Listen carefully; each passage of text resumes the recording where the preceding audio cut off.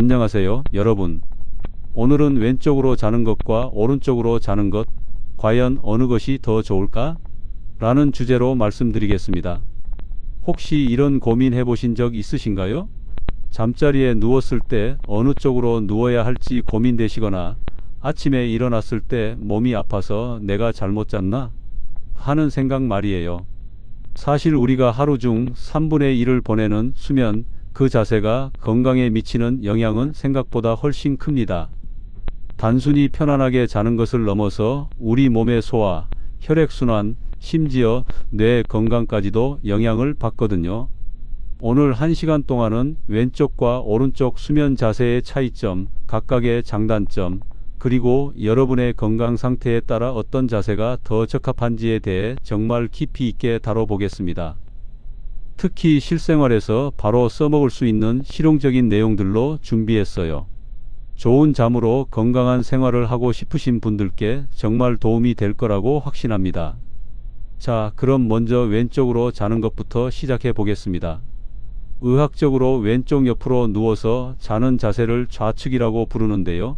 이 자세가 우리 몸에 어떤 영향을 주는지 살펴보겠습니다.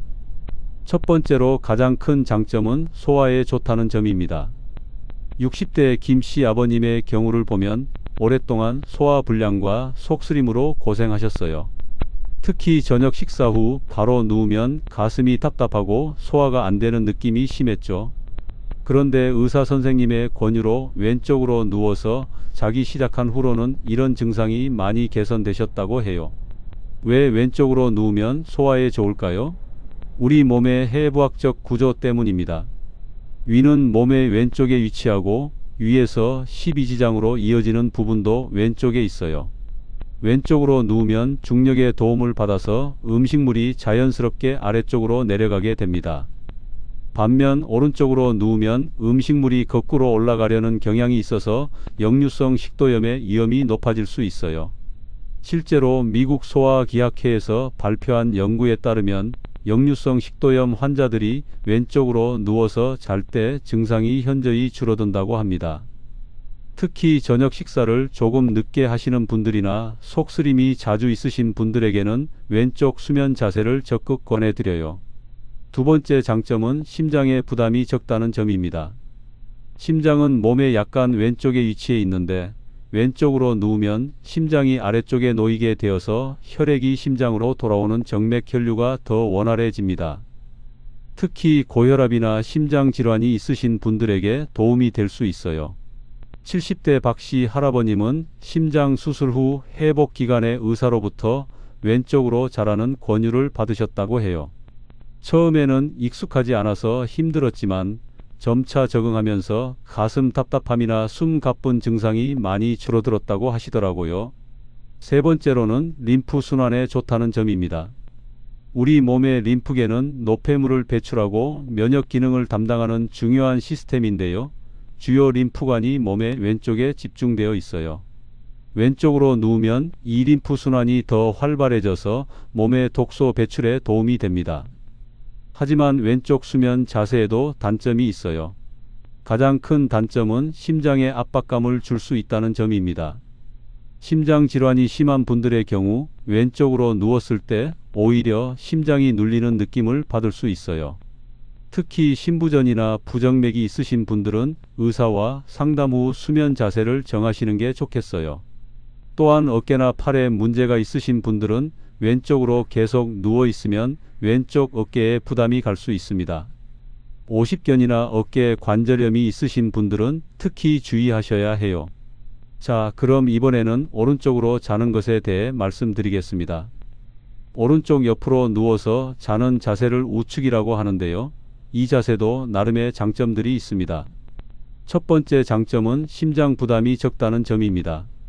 심장이 왼쪽에 있기 때문에 오른쪽으로 누우면 심장이 위쪽에 위치하게 되어서 중력의 영향을 덜 받게 됩니다. 특히 심장이 약하신 분들이나 심장 질환의 초기 단계에 있으신 분들에게는 오른쪽 자세가 더 편할 수 있어요. 실제로 65세 정씨 할머님은 부정맥 진단을 받은 후 왼쪽으로 누우면 가슴이 두근거리는 느낌이 심해졌다고 하세요. 의사 선생님과 상담 후 오른쪽으로 자기 시작했더니 훨씬 편안하게 잠들 수 있게 되었다고 해요. 두 번째로는 폐 기능에 도움이 될 수 있다는 점입니다. 오른쪽 폐가 왼쪽 폐보다 조금 더 크고 기능이 좋은 경우가 많은데 오른쪽으로 누우면 왼쪽 폐가 위쪽에 위치하면서 호흡이 조금 더 원활해질 수 있어요. 천식이나 만성 폐쇄성 폐질환이 있으신 분들에게 도움이 될 수 있습니다. 세 번째는 간 기능에 좋다는 점입니다. 간은 몸의 오른쪽에 위치하는데 오른쪽으로 누우면 간의 혈액순환이 좋아져서 해독 작용이 더 활발해질 수 있어요.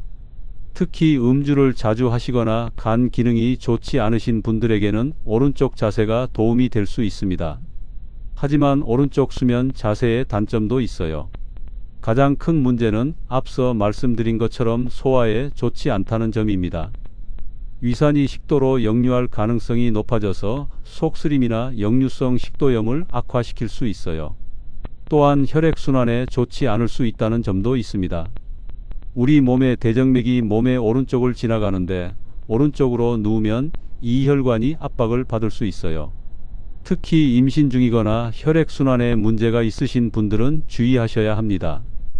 여기서 중요한 것은 개인의 건강 상태에 따라 적합한 수면 자세가 다르다는 점입니다. 예를 들어 소화기 질환이 있으신 분들은 왼쪽이 좋고 심장 질환이 심한 분들은 오른쪽이 나을 수 있어요. 하지만 이것도 절대적인 것은 아니고 개인차가 있을 수 있습니다. 그렇다면 어떻게 자신에게 맞는 수면 자세를 찾을 수 있을까요? 첫 번째 방법은 몸의 신호를 잘 듣는 것입니다. 어떤 자세로 잤을 때 아침에 일어나서 몸이 더 편한지, 어떤 자세에서 더 깊게 잠들 수 있는지를 관찰해 보세요. 예를 들어 왼쪽으로 누워서 잤을 때 속이 편하고 소화가 잘 된다면 왼쪽이 맞는 거고, 오른쪽으로 누워서 잤을 때 숨쉬기가 편하고 가슴이 답답하지 않다면 오른쪽이 맞는 거예요. 두 번째는 질환별 맞춤 자세 선택하기입니다. 역류성 식도염, 위염, 소화불량이 있으신 분들은 왼쪽 자세를 우선 고려해 보세요. 신부전, 심한 부정맥이 있으신 분들은 오른쪽 자세가 나을 수 있어요. 하지만 이런 질환이 있으신 분들은 반드시 담당 의사와 상담하시기 바라요. 잠깐 이것만은 꼭 기억하세요. 수면 자세도 중요하지만 그보다 더 중요한 것은 숙면의 질입니다. 아무리 좋은 자세라도 편안하게 잠들 수 없다면 의미가 없어요. 자신이 가장 편안하게 잠들 수 있는 자세가 결국 가장 좋은 자세입니다. 이제 좀 더 구체적으로 상황별 수면 자세에 대해 말씀드리겠습니다. 먼저 임신 중인 여성분들의 경우입니다. 임신 중에는 왼쪽 자세를 강력히 권합니다. 왜냐하면 커진 자궁이 하대 정맥을 압박하는 것을 막을 수 있고 태반으로 가는 혈류를 개선시킬 수 있거든요. 실제로 임신부들을 대상으로 한 연구에서 왼쪽으로 누워서 자는 여성들의 사산율이 현저히 낮다는 결과가 나왔어요. 특히 임신 후기에는 더욱 중요합니다. 물론 임신 초기에는 자세에 대한 제약이 그리 크지 않지만 습관을 만드는 차원에서 일찍부터 왼쪽 자세에 익숙해지시는 것이 좋겠어요. 다음으로 콧골이나 수면 무호흡증이 있으신 분들의 경우입니다. 이런 분들에게는 옆으로 누워서 자는 것 자체가 중요해요. 왼쪽이든 오른쪽이든 상관없이 옆으로 누우면 기도가 더 넓어져서 콧골이와 무호흡 증상이 줄어들어요. 70대 최 씨 할아버님은 심한 콧골이 때문에 할머님과 따로 주무셨는데 옆으로 누워서 자는 습관을 기른 후로는 콧골이가 많이 줄어들어서 다시 같은 방에서 주무실 수 있게 되었다고 해요. 허리나 무릎에 문제가 있으신 분들의 경우에는 어떨까요? 이런 분들은 수면 자세뿐만 아니라 베개와 쿠션 사용이 더 중요할 수 있어요. 옆으로 누울 때는 다리 사이에 베개를 끼우면 허리와 골반의 정렬이 좋아져서 통증이 줄어들어요. 또한 무릎 관절염이 있으신 분들은 아픈 쪽 무릎이 위로 오도록 눕는 것이 좋아요. 예를 들어 왼쪽 무릎이 아프시면 오른쪽으로 누워서 왼쪽 무릎이 위로 오게 하는 거죠. 고혈압이나 혈액순환 장애가 있으신 분들은 어떨까요? 일반적으로는 왼쪽 자세가 좋다고 알려져 있지만 개인차가 클 수 있어요. 혈압약을 드시는 분들은 특히 주의하셔야 하는데 갑자기 자세를 바꾸면 기립성 저혈압이 올 수 있거든요. 이런 분들은 잠자리에서 일어날 때도 천천히 일어나시고 수면 자세를 바꿀 때도 점진적으로 바꾸시는 것이 좋아요. 지금까지 절반 지났는데 이제 핵심 중에 핵심입니다. 실제로 수면 자세를 바꾸는 방법에 대해 말씀드리겠습니다. 오랫동안 한 자세로 자는 습관이 있으신 분들이 갑자기 자세를 바꾸기는 쉽지 않아요. 하지만 몇 가지 방법을 사용하면 비교적 쉽게 적응할 수 있어요. 첫 번째 방법은 베개 활용법입니다. 왼쪽으로 자고 싶으시면 오른쪽에 베개나 쿠션을 놓아서 자연스럽게 왼쪽으로 기울어지도록 만드는 거예요. 반대로 오른쪽으로 자고 싶으시면 왼쪽에 베개를 놓으시면 됩니다.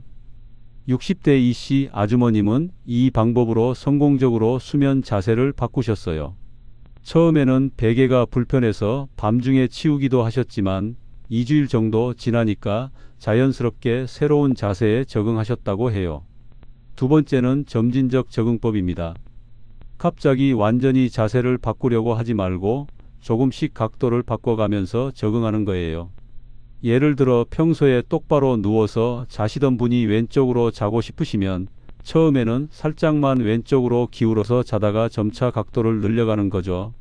세 번째는 의식적 노력입니다. 잠들기 전에 오늘은 왼쪽으로 자겠다라고 마음속으로 다짐하고 실제로 그 자세로 누워서 잠드는 거예요.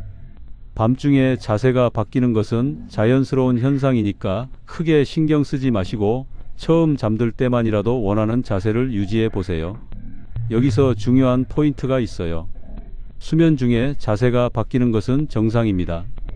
건강한 사람은 밤에 20번에서 30번 정도 자세를 바꾼다고 해요. 이것은 혈액순환을 돕고 근육의 피로를 풀어주는 자연스러운 현상이거든요. 그래서 내가 원하는 자세로 잠들기만 하면 된다고 생각하시면 마음이 편해져요. 밤중에 깨서 자세가 바뀌었다고 해서 다시 억지로 원래 자세로 돌아갈 필요는 없어요. 이제 수면의 질을 높이는 다른 요소들에 대해서도 말씀드리겠습니다. 수면 자세도 중요하지만 침실 환경, 침구류, 생활 습관 등도 모두 수면의 질에 영향을 미치거든요. 먼저 베개의 중요성입니다. 옆으로 누워서 잘 때는 목과 척추가 일직선이 되도록 하는 것이 중요해요. 베개가 너무 높으면 목이 꺾이고 너무 낮으면 목이 아래로 처져서 목과 어깨에 무리가 갈 수 있어요. 일반적으로 옆으로 누워서 잘 때는 어깨 높이만큼의 베개가 적당해요. 어깨가 넓으신 분들은 조금 더 높은 베개를, 어깨가 좁으신 분들은 조금 더 낮은 베개를 사용하시면 됩니다. 매트리스의 선택도 중요해요. 너무 푹신한 매트리스는 몸이 과도하게 들어가서 척추 정렬에 좋지 않고 너무 딱딱한 매트리스는 압박감 때문에 혈액순환을 방해할 수 있어요. 적당한 탄력이 있으면서도 몸의 곡선을 잘 받쳐주는 매트리스가 좋습니다. 70대 김씨 할머님은 20년 넘게 사용하던 매트리스를 바꾸신 후 수면의 질이 크게 개선되셨다고 해요. 아침에 일어날 때 허리 아픈 것도 줄어들고 더 깊게 잠들 수 있게 되었다고 하시더라고요. 침실 온도와 습도도 신경 써야 할 부분이에요. 너무 덥거나 추우면 자주 깨게 되고 습도가 너무 높거나 낮아도 수면에 방해가 됩니다. 일반적으로 18도에서 22도 정도의 온도와 50%에서 60% 정도의 습도가 적당해요. 또한 잠들기 전 루틴도 중요합니다. 매일 같은 시간에 잠자리에 들고 잠들기 1시간 전부터는 스마트폰이나 텔레비전을 보지 않으시는 것이 좋아요. 대신 가벼운 독서를 하거나 명상, 스트레칭 등으로 몸과 마음을 릴렉스 시키세요. 실제로 이런 경우가 많은데요. 낮에는 피곤하다가도 막상 잠자리에 들면 잠이 안 오는 경우 있으시죠? 이런 분들은 특히 잠들기 전 루틴이 중요해요. 몸이 이제 잠들 시간이구나라는 신호를 받을 수 있도록 일정한 패턴을 만드는 거예요. 음식과 수면의 관계도 살펴보겠습니다. 잠들기 3시간 전부터는 과식을 피하시고 특히 기름진 음식이나 매운 음식은 드시지 않는 것이 좋아요. 이런 음식들은 소화에 부담을 주어서 수면을 방해할 수 있거든요. 반면 따뜻한 우유나 카모마일 차 같은 것들은 수면에 도움이 될 수 있어요. 다만 너무 많이 드시면 밤중에 화장실 때문에 깰 수 있으니까 적당량만 드시는 것이 좋겠어요. 운동과 수면의 관계에 대해서도 말씀드리겠습니다. 규칙적인 운동은 수면의 질을 높이는 데 정말 좋아요. 하루 30분 정도의 가벼운 산책만 해도 밤에 더 깊게 잠들 수 있어요. 하지만 잠들기 3시간 전부터는 격렬한 운동은 피하시는 것이 좋아요. 60대 박씨 아버님은 저녁 식사 후 30분 정도 동네를 산책하는 습관을 기르신 후 불면증이 많이 개선되셨다고 해요.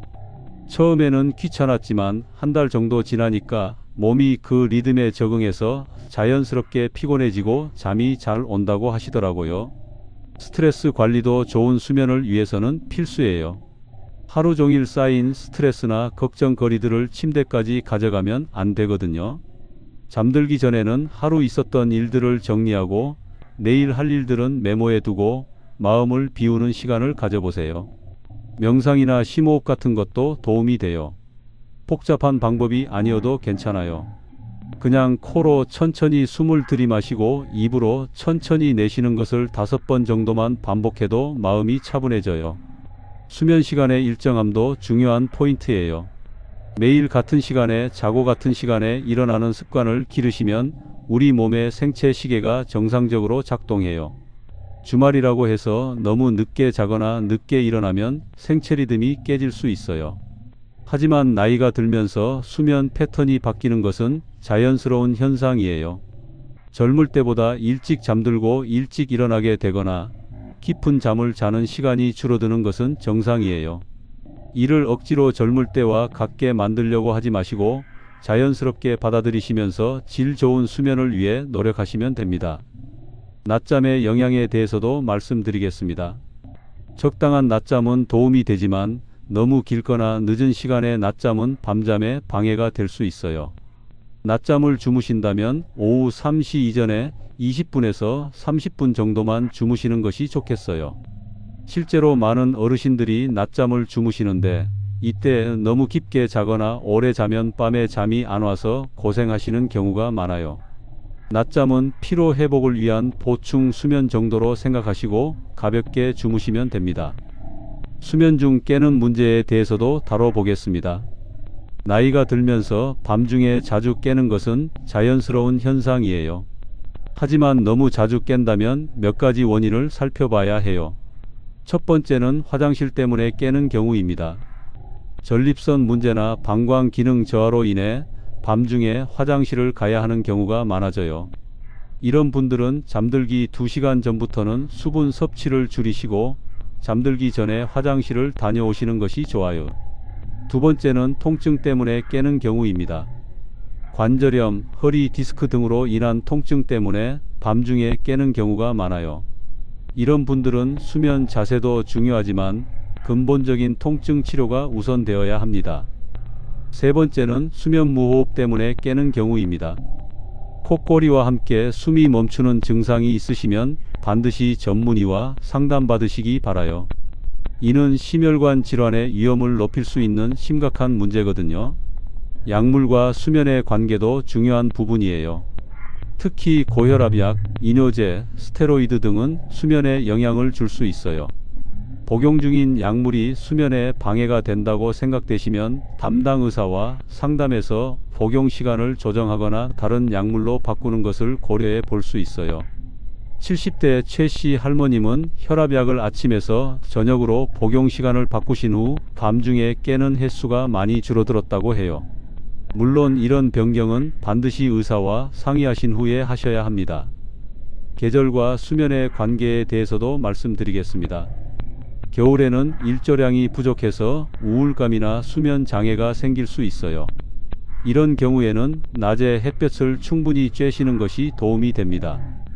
반대로 여름에는 너무 더워서 잠들기 어려울 수 있으니 적절한 냉방과 통풍에 신경 쓰셔야 해요. 수면 보조 도구에 대해서도 알아보겠습니다. 메모리폼 베개, 체온 조절 매트리스, 수면 마스크, 귀마개 등은 수면의 질을 높이는 데 도움이 될 수 있어요. 하지만 너무 많은 도구에 의존하기보다는 자연스러운 수면 환경을 만드는 것이 더 중요해요. 수면 일기 작성도 좋은 방법이에요. 며칠 동안 잠든 시간, 깬 시간, 수면 자세, 꿈의 내용, 아침 기분 등을 기록해 보시면 자신의 수면 패턴을 파악할 수 있어요. 이 정보는 수면 장애가 있을 때 의사에게도 큰 도움이 됩니다. 실제로 60대 김씨 아주머님은 수면 일기를 쓰시면서 자신이 스트레스 받는 날에 더 자주 깬다는 것을 발견하셨어요. 그 후로는 스트레스 관리에 더 신경 쓰시면서 수면의 질이 개선되셨다고 해요. 부부의 수면 문제에 대해서도 다뤄보겠습니다. 나이가 들면서 부부 중 한 분의 콧골이가 심해지거나 수면 시간이 달라지면서 서로의 수면을 방해하는 경우가 있어요. 이럴 때는 솔직하게 대화하시고 필요하다면 침실을 분리하는 것도 고려해 볼 수 있어요. 침실 분리가 관계의 소원함을 의미하는 것은 아니에요. 오히려 서로의 건강을 위한 배려라고 생각하시면 됩니다. 좋은 잠을 자야 낮에 더 활기차게 함께 시간을 보낼 수 있거든요. 마지막 정리, 오늘의 하이라이트입니다. 지금까지 왼쪽과 오른쪽 수면 자세에 대해 자세히 말씀드렸는데요. 핵심을 다시 정리해 보겠습니다. 왼쪽으로 자는 것의 장점은 소화에 좋고 심장 부담이 적고 림프 순환에 도움이 된다는 점이에요. 특히 역류성 식도염이나 소화 불량이 있으신 분들, 임신 중인 여성분들에게 권합니다. 오른쪽으로 자는 것의 장점은 심장 압박이 적고 폐 기능과 간 기능에 도움이 될 수 있다는 점이에요. 심장 질환이 있으신 분들이나 호흡기 질환이 있으신 분들에게 도움이 될 수 있어요. 하지만 가장 중요한 것은 개인의 건강 상태와 편안함입니다.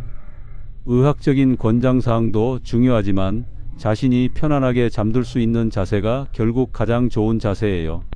수면 자세를 바꾸고 싶으시다면 베개를 활용하거나 점진적으로 적응해 나가시면 됩니다. 하지만 너무 억지로 하지 마시고 몸이 자연스럽게 받아들일 수 있는 범위 내에서 시도해 보세요. 그리고 수면 자세만큼이나 중요한 것이 침실 환경, 침구류, 수면 습관 등입니다. 전체적인 수면 위생을 개선하는 것이 더 큰 효과를 가져올 수 있어요. 특별한 질환이 있으신 분들은 반드시 담당 의사와 상담하신 후에 수면 자세를 정하시기 바라요. 인터넷 정보나 일반적인 권장사항보다는 개인의 건강 상태에 맞는 조언이 더 중요하거든요. 수면은 우리 인생의 3분의 1을 차지하는 중요한 시간이에요. 좋은 잠은 건강한 낮 시간을 만들고 건강한 낮 시간은 또 좋은 잠을 만드는 선순환을 가져와요. 오늘 말씀드린 내용들 중에서 여러분께 맞는 것들을 골라서 하나씩 실천해 보시기 바라요. 완벽하지 않아도 괜찮아요. 조금씩 개선해 나가시면 분명히 더 좋은 수면을 얻으실 수 있을 거예요. 혹시 수면 장애가 심하시거나 지속적인 문제가 있으시다면 수면 클리닉이나 관련 전문의와 상담받으시는 것을 권해드려요. 최근에는 수면에 대한 의학적 연구가 많이 발전했기 때문에 좋은 도움을 받으실 수 있을 거예요. 여러분, 좋은 잠은 선택이 아니라 필수예요. 건강한 노년을 위해서, 활기찬 일상을 위해서 꼭 필요한 거거든요. 오늘 밤부터라도 자신에게 맞는 수면 자세를 찾아서 편안하고 깊은 잠을 주무시기 바라요. 구독과 좋아요로 응원해 주시고 댓글로 여러분의 수면 경험도 공유해 주세요. 어떤 자세로 주무실 때 가장 편안하신지, 수면의 질을 높이기 위해 어떤 노력을 하고 계신지 궁금해요. 다음에도 여러분의 건강한 생활에 도움이 되는 실용적인 내용으로 찾아뵙겠습니다. 건강하시고 잘 주무세요. 감사합니다.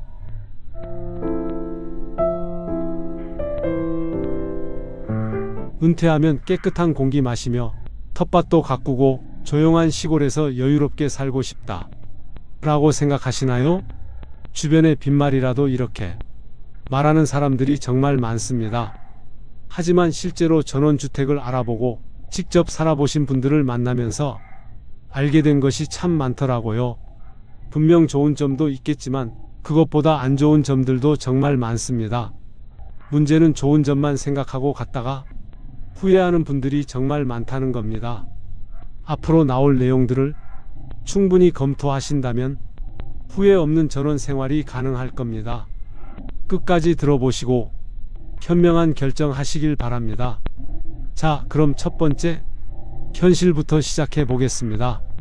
바로 경제적 부담에 대한 이야기입니다. 많은 분들이 전원주택 하면 도시 아파트보다 싸다고 생각하세요. 땅값이 저렴하고 건물도 단순하니까 비용이 적게 들 거라고 생각하시는 거죠. 하지만 실제로는 어떨까요? 얼마 전에 60대 초반이 김 선생님을 만났는데 이분이 충청도 어느 시골에 전원주택을 지으셨어요. 처음에는 땅값 4천만 원, 집 짓는데 1억 원, 총 1억 4천만 원 정도면 될 줄 알았대요. 그런데 막상 해보니까 어떻게 됐을까요? 우선 땅을 고르고 나서 알았는데 상수도가 안 들어와 있더라고요. 상수도 인입비용만 300만 원이었어요. 그 다음에 전기 인입비용 200만 원, 인터넷 케이블 설치비 100만 원, 이것만으로도 벌써 예상보다 600만 원이 더 들었습니다. 집을 짓기 시작하니까 또 문제가 생겼어요. 자재 운반비가 만만치 않더라고요.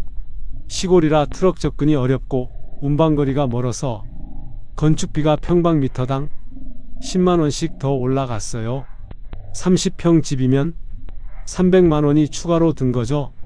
그리고 가장 큰 복병이 바로 화분 정화조였어요. 하수도가 없으니까 개인 정화조를 설치해야 하는데 이게 무려 500만 원이나 들더라고요. 김 선생님 말씀으로는 이런 걸 미리 알았다면 계획을 다시 세웠을 거라고 하시더라고요. 결국 1억 4천만 원으로 시작한 집이 1억 8천만 원이 들었어요. 4천만 원이나 초과된 거죠. 이런 식으로 예상보다 비용이 많이 드는 경우가 정말 많습니다. 실제로 전원주택 건축 전문가들이 말하길 초기 예산보다 최소 30%는 더 잡아야 한다고 해요. 왜 그럴까요? 도시와 달리 인프라가 부족하고 자재 운반이 어렵고 예상하지 못한 추가 공사가 많이 생기기 때문입니다. 그런데 여기서 끝이 아니에요. 집을 짓고 나서 유지비용이 만만치 않거든요. 자, 그럼 이번에는 두 번째 현실, 바로 생각보다 비싼 유지비용에 대해 말씀드리겠습니다. 전원주택은 대부분 단독주택이에요. 아파트처럼 관리비를 내고 관리사무소에서 알아서 해주는 게 아니라 모든 걸 본인이 직접 관리해야 합니다. 이게 생각보다 정말 큰 부담이에요. 경기도 양평에서 7년째 살고 계신 박 여사님 이야기를 들어보세요. 이분은 50평 정도 되는 전원주택에서 부부가 살고 계신데 한 달 유지비가 어느 정도 나올까요? 우선 난방비부터 봅시다. 겨울철에 기름 보일러로 난방하시는데 한 달에 40만 원씩 나와요. 서울 아파트에서 살 때는 15만 원 정도였는데 거의 3배가 된 거죠. 왜 이렇게 차이가 날까요? 단독주택이라 열손실이 크고 단열이 아파트만큼 좋지 않기 때문이에요. 전기료도 만만치 않아요. 넓은 집에 조명도 많고 정화조 펌프도 돌아가고 농업용수 펌프도 있다 보니 한 달에 12만 원 정도 나온다고 하시더라고요. 그리고 가장 큰 부담이 바로 관리 비용이에요. 잔디 관리, 나무 가지치기, 담장 보수, 지붕 점검 등등 이런 걸 다 업체에 맡기면 한 해에 200만 원은 기본으로 들어가요. 직접 하시려고 해도 체력적으로 한계가 있고 전문 장비도 필요하거든요. 박 여사님이 계산해 보니까 서울 아파트에서 살 때보다 한 달에 15만 원에서 20만 원 정도 유지비가 더 든다고 하시더라고요. 1년이면 200만 원에서 240만 원이에요. 10년이면 2,400만 원이나 차이가 나는 거죠. 여기에 더해서 자동차 유지비도 늘어나요. 어디를 가든 차를 써야 하니까 기름값이 많이 들고 시골길 때문에 차 관리 비용도 더 많이 들어가거든요. 이런 현실적인 비용들을 미리 계산해보고 결정하셔야 해요. 로망만으로는 안 되거든요. 세 번째로 말씀드릴 현실은 바로 교통과 접근성 문제입니다. 전원주택은 대부분 도심에서 멀리 떨어진 곳에 있어요. 처음에는 조용하고 좋다고 생각하시는데 막상 살다 보면 이게 정말 큰 불편함으로 다가와요. 강원도 홍천에서 사시는 최 선생님 이야기를 들어보시죠. 이분은 서울에서 1시간 반 정도 거리에 전원주택을 마련하셨어요. 은퇴 전에는 주말에만 가시다가 완전히 이주해서 살기 시작하셨는데요. 처음 몇 달은 정말 좋았다고 해요. 새소리 듣고 깨끗한 공기 마시고 스트레스 없이 지내셨거든요. 그런데 점점 문제가 생기기 시작했어요. 우선 장보기가 너무 힘들더라고요. 가까운 마트까지 차로 20분은 가야 하고 큰 마트는 40분이나 걸려요. 서울에서는 걸어서 5분이면 편의점, 10분이면 대형마트였는데 말이에요. 그래서 한번 나가면 일주일치 장을 몰아서 봐야 하는데 이것도 계획성 있게 해야 해서 불편하시더라고요. 택배나 배송 서비스도 문제예요. 당일 배송은 꿈도 못 꾸고 심지어 일부 업체는 배송비를 추가로 받아요. 가구나 가전제품 배송할 때는 추가 비용이 몇만 원씩 들기도 해요. 그리고 가장 큰 문제는 사람 만나는 일이에요. 자녀들이나 친구들이 오려고 해도 멀어서 자주 못 와요.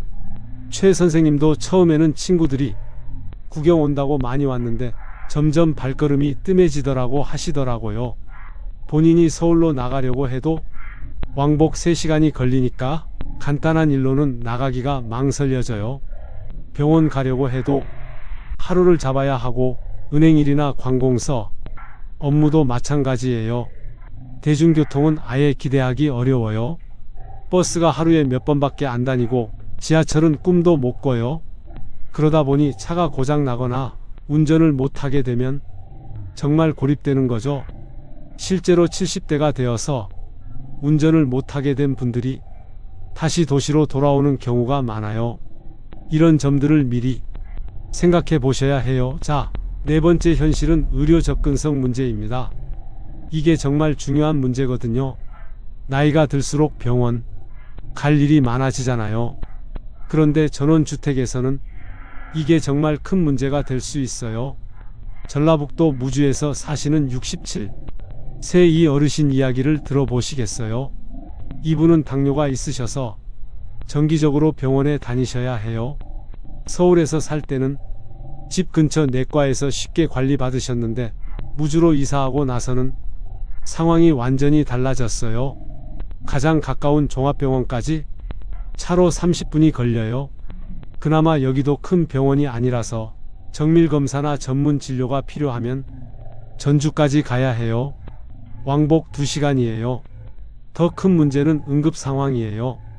어느 날 밤에 갑자기 가슴이 아프셔서 응급실에 가려고 했는데 구급차가 오는 데만 40분이 걸렸어요. 도시였다면 10분이면 올 거리인데 말이에요. 그리고 야간이나 휴일, 응급의료 서비스는 아예 기대하기 어려워요. 당직 의사가 있는 병원까지 1시간 이상 걸리는 경우가 대부분이거든요. 치과나 안과 같은 전문 의료기관은 더 멀어요. 이 어르신은 백내장 수술을 받으려고 서울까지 와야 했어요. 수술 후 경과 관찰 때문에 몇 번 더 와야 했는데 그때마다 하루를 다 써야 했다고 하시더라고요. 간병이나 방문, 간호 서비스도 마찬가지예요. 도시보다 비용이 더 많이 들고 서비스를 받기도 어려워요. 실제로 통계를 보면 농촌 지역 거주 노인분들의 의료 접근성이 도시보다 현저히 떨어진다고 나와 있어요. 이런 부분들을 미리 고려해서 본인의 건강 상태와 필요한 의료 서비스를 생각해보고 결정하셔야 해요. 다섯 번째 현실은 사회적 고립과 인간관계 문제입니다. 전원 생활의 가장 큰 장점 중 하나가 조용하고 평화로운 환경이에요. 하지만 이게 때로는 단점이 될 수도 있어요. 특히 사회적 활동을 좋아하시는 분들에게는 더욱 그래요. 경상북도 안동에서 사시는 62세 정 여사님 이야기를 들어보세요. 이분은 서울에서 활발한 사회생활을 하시던 분이에요. 각종 동호회 활동도 하시고 친구들과 자주 만나시고 문화생활도 즐기셨거든요. 안동으로 이사하신 이유는 남편분의 고향이기도 하고 조용한 곳에서 여유롭게 살고 싶으셨기 때문이에요. 처음에는 정말 좋았다고 해요. 스트레스도 없고 자연도 아름답고요. 하지만 시간이 지날수록 외로움을 느끼기 시작하셨어요. 서울에 있던 친구들과는 자주 만나기 어려워졌고 동네에서는 새로운 친구 사귀기가 쉽지 않았어요. 시골 동네는 대부분 오래전부터 살던 분들이 많아서 외지에서 온 사람들이 끼어들기가 쉽지 않아요. 물론 나쁜 의미는 아니에요. 그냥 이미 형성된 인간관계의 틀이 있다 보니 새로 들어온 사람이 적응하기까지 시간이 오래 걸리는 거죠. 문화생활도 제한적이에요. 영화관, 미술관, 콘서트홀 같은 곳은 멀리 나가야 하고 취미 활동을 할 수 있는 시설이나 모임도 많지 않아요. 정 여사님은 서울에서 꽃꽂이와 서예를 배우셨는데 안동에서는 이런 강좌를 찾기가 어렵더라고 하시더라고요. 특히 겨울철에는 더 심해져요. 해가 일찍 지고 추워서 밖에 나가기도 싫어지고 그러다 보니 며칠씩 집에만 있게 되는 경우가 많아요. 혼자 계신 분들은 더욱 심각하죠. 실제로 전원 생활을 하다가 다시 도시로 돌아오시는 분들 중에 상당수가 이런 사회적 고립감 때문이라고 해요. 특히 배우자를 먼저 보내신 분들은 더욱 그렇고요. 그래서 전원 생활을 계획하실 때는 인간관계와 사회적 활동에 대한 계획도 함께 세우시는 게 좋아요. 여기서 중요한 것은 지금까지 5가지 현실적인 문제들을 말씀드렸는데 이게 무조건 나쁘다는 뜻은 아니에요. 미리 알고 준비하시라는 뜻이거든요. 자, 그럼 6번째 현실인 시설과 인프라의 한계에 대해 말씀드리겠습니다. 도시에서는 당연하게 생각하던 것들이 시골에서는 당연하지 않아요. 상하수도, 인터넷, 가스, 쓰레기 수거 같은 기본 인프라 말이에요. 충청남도 서천에서 사시는 59세 김 사장님 이야기를 들어보시겠어요? 이분은 IT 사업을 하시던 분이라 인터넷이 정말 중요하거든요. 전원주택으로 이사하면서도 재택근무를 계속 하실 계획이었어요. 그런데 막상 이사해 보니까 인터넷 속도가 너무 느린 거예요.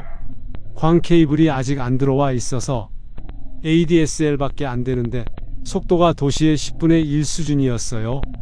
화상회의는 꿈도 못 꾸고 큰 파일 주고받는 것도 힘들었어요. 통신사에 문의해 보니까 광 케이블 설치하려면 개별 비용을 내야 한다고 하더라고요. 거의 1,000만 원 가까이 든다고 하니까 엄두가 안 나시더라고요. 상하수도 문제도 있어요. 상수도가 들어와 있지 않은 곳은 지하수를 써야 하는데 수질 검사를 정기적으로 해야 하고 정수시설도 별도로 설치해야 해요. 하수도가 없으면 정화조를 설치해야 하는데 이것도 정기적으로 청소해줘야 하고 냄새나 고장 문제도 생겨요. 가스도 문제예요. 도시가스가 들어오지 않는 곳이 대부분이라서 프로판가스를 써야 하는데 비용도 비싸고 배송도 불편해요. 겨울에 가스가 떨어지면 정말 곤란하거든요. 쓰레기 수거도 마찬가지예요. 도시처럼 매일 수거해 가는 게 아니라 일주일에 한두 번 정해진 장소에 가져다 놓아야 해요. 분리수거도 더 까다롭고 대형 폐기물 처리는 개별적으로 신청해야 해요. 특히 겨울철 제설이나 정전 문제도 있어요. 눈이 많이 오면 며칠씩 고립될 수 있고 정전이 되면 복구 시간도 도시보다 오래 걸려요. 이런 인프라 문제들은 생활의 불편함으로 직결되니까 미리 꼼꼼히 체크해 보셔야 해요. 7번째 현실은 관리의 어려움입니다. 전원주택은 대부분 넓은 땅에 지어져요. 정원도 크고 건물도 단독주택이라 관리할 게 정말 많아요. 젊을 때는 괜찮을 것 같지만 나이가 들수록 부담이 되죠. 제주도에서 사시는 64세 박 선생님 이야기를 들어보시겠어요? 이분은 500평 땅에 40평 집을 지으셨어요. 앞마당에는 잔디밭, 뒷마당에는 텃밭을 만들어서 처음에는 정말 만족하셨어요. 하지만 관리가 만만치 않더라고요. 우선 잔디 관리부터 힘들어요. 여름에는 일주일에 한 번씩 깎아줘야 하고 물 주기, 비료 주기, 잡초 제거까지 해야 해요. 잔디 깎기 기계도 사야 하고 기름값도 들고 정말 일이 많아요. 나무들도 문제예요. 처음에는 작고 예뻤는데 시간이 지나면서 점점 커져요. 가지치기를 안 하면 집까지 덮을 정도로 자라고 낙엽도 엄청나게 떨어져요. 전문 업체에 맡기면 한 번에 몇십만 원씩 들어요. 텃밭도 생각보다 힘들어요.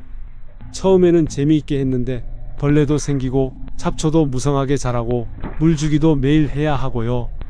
나이가 들수록 허리도 아프고 체력적으로 부담이 되더라고요. 건물 관리도 만만치 않아요. 지붕 점검, 외벽 도장, 창문 실링, 보일러 점검 등등 아파트에서는 관리사무소에서 해주던 일들을 다 본인이 해야 해요. 특히 겨울 준비가 복잡해요. 동파 방지를 위해 수도관 보온, 보일러 점검, 창문 실링 점검 등등 해야 할 일이 정말 많아요. 한 가지라도 놓치면 큰 사고로 이어질 수 있거든요. 박 선생님 말씀으로는 처음에는 이런 일들이 재미있고 보람있다고 생각하셨는데 나이가 들수록 부담이 되기 시작하더라고요. 특히 몸이 아프거나 컨디션이 안 좋을 때는 정말 힘들다고 하시더라고요. 실제로 이런 관리 부담 때문에 전원 생활을 포기하시는 분들도 많아요. 이런 점들을 미리 생각해 보시고 본인의 체력과 시간, 경제력을 고려해서 결정하셔야 해요. 절반 지났는데 이제 핵심 중에 핵심입니다. 8번째 현실, 바로 재판매의 어려움에 대해 말씀드리겠습니다. 전원주택을 구매할 때는 평생 살 생각으로 하시겠지만 인생사 모르는 일이잖아요. 건강 문제나 가족 상황 변화 때문에 팔아야 할 상황이 올 수도 있어요. 그런데 이때가 정말 문제가 되는 거예요. 강원도 춘천에서 사시던 71세 최어르신 이야기를 들어보시겠어요? 이분은 10년 전에 3억 원의 전원주택을 사셔서 행복하게 지내셨어요. 그런데 작년에 건강이 안 좋아져서 자녀들 근처로 이사해야 하는 상황이 되었어요. 집을 내놓고 팔려고 하는데 이게 생각보다 쉽지 않더라고요. 우선 매물을 보러 오는 사람이 별로 없어요. 도시 아파트처럼 유동인구가 많지 않으니까 관심 있는 구매자를 찾기가 어려운 거죠. 부동산 중개업소도 적극적이지 않아요. 워낙 매물 회전이 느리고 중개 수수료도 적다 보니까 열심히 하지 않더라고요. 인터넷에 매물 올리는 것도 도시만큼 활발하지 않고요. 더 큰 문제는 가격이에요. 10년 전에 3억 원에 산 집인데 지금 매물가를 2억 5천만 원으로 잡았어요. 그런데도 관심 보이는 사람이 없어요. 결국 2억 원까지 내렸는데도 팔리지 않아서 지금도 매물로 나와 있어요. 왜 이럴까요? 전원주택은 아파트와 달리 표준화되어 있지 않아요. 집마다 다 달라서 가격 비교가 어렵고 개인 취향에 따라 호불호가 극명하게 갈려요. 그러다 보니 딱 맞는 구매자를 찾기가 정말 어려운 거예요. 또한 전원주택을 사려는 사람들 자체가 많지 않아요. 대부분의 사람들은 여전히 도시 생활을 선호하고 전원 생활에 관심이 있어도 실제로 구매하기까지는 망설이는 경우가 많거든요. 금융기관에서도 전원주택 담보 가치를 낮게 평가해요. 유동성이 떨어지고 시세 파악이 어렵다 보니까 담보대출 한도도 적고 금리도 높게 책정하는 경우가 많아요. 실제로 부동산 통계를 보면 전원주택의 평균 매각 기간이 도시 아파트보다 3배 이상 오래 걸린다고 나와 있어요. 아파트는 보통 3개월에서 6개월이면 팔리는데 전원주택은 1년에서 2년까지 걸리는 경우가 많아요. 그리고 가격 하락폭도 더 커요. 최어르신처럼 3분의 1 가격이 떨어지는 경우도 흔하고 심한 경우에는 반값에도 안 팔리는 경우도 있어요. 이런 현실을 미리 알고 계셔야 해요. 전원주택은 투자가 아니라 정말 살기 위한 목적으로 구매하셔야 하고 나중에 처분할 때 손해를 볼 각오도 하고 계셔야 합니다. 하지만 모든 이야기가 부정적인 것만은 아니에요. 9번째로는 성공적인 전원 생활을 하고 계신 분들의 이야기를 들려드리겠습니다. 경상남도 하동에서 사시는 63세 한 선생님과 부인분 이야기예요. 이분들은 전원생활 7년째인데 정말 만족하면서 살고 계세요. 어떻게 성공적인 전원 생활을 하고 계실까요? 우선 이분들은 충분한 준비 기간을 가지셨어요. 은퇴하기 3년 전부터 주말마다 시골 생활을 체험해 보셨거든요.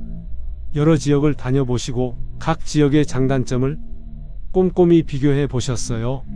그리고 무엇보다 현실적인 예산 계획을 세우셨어요.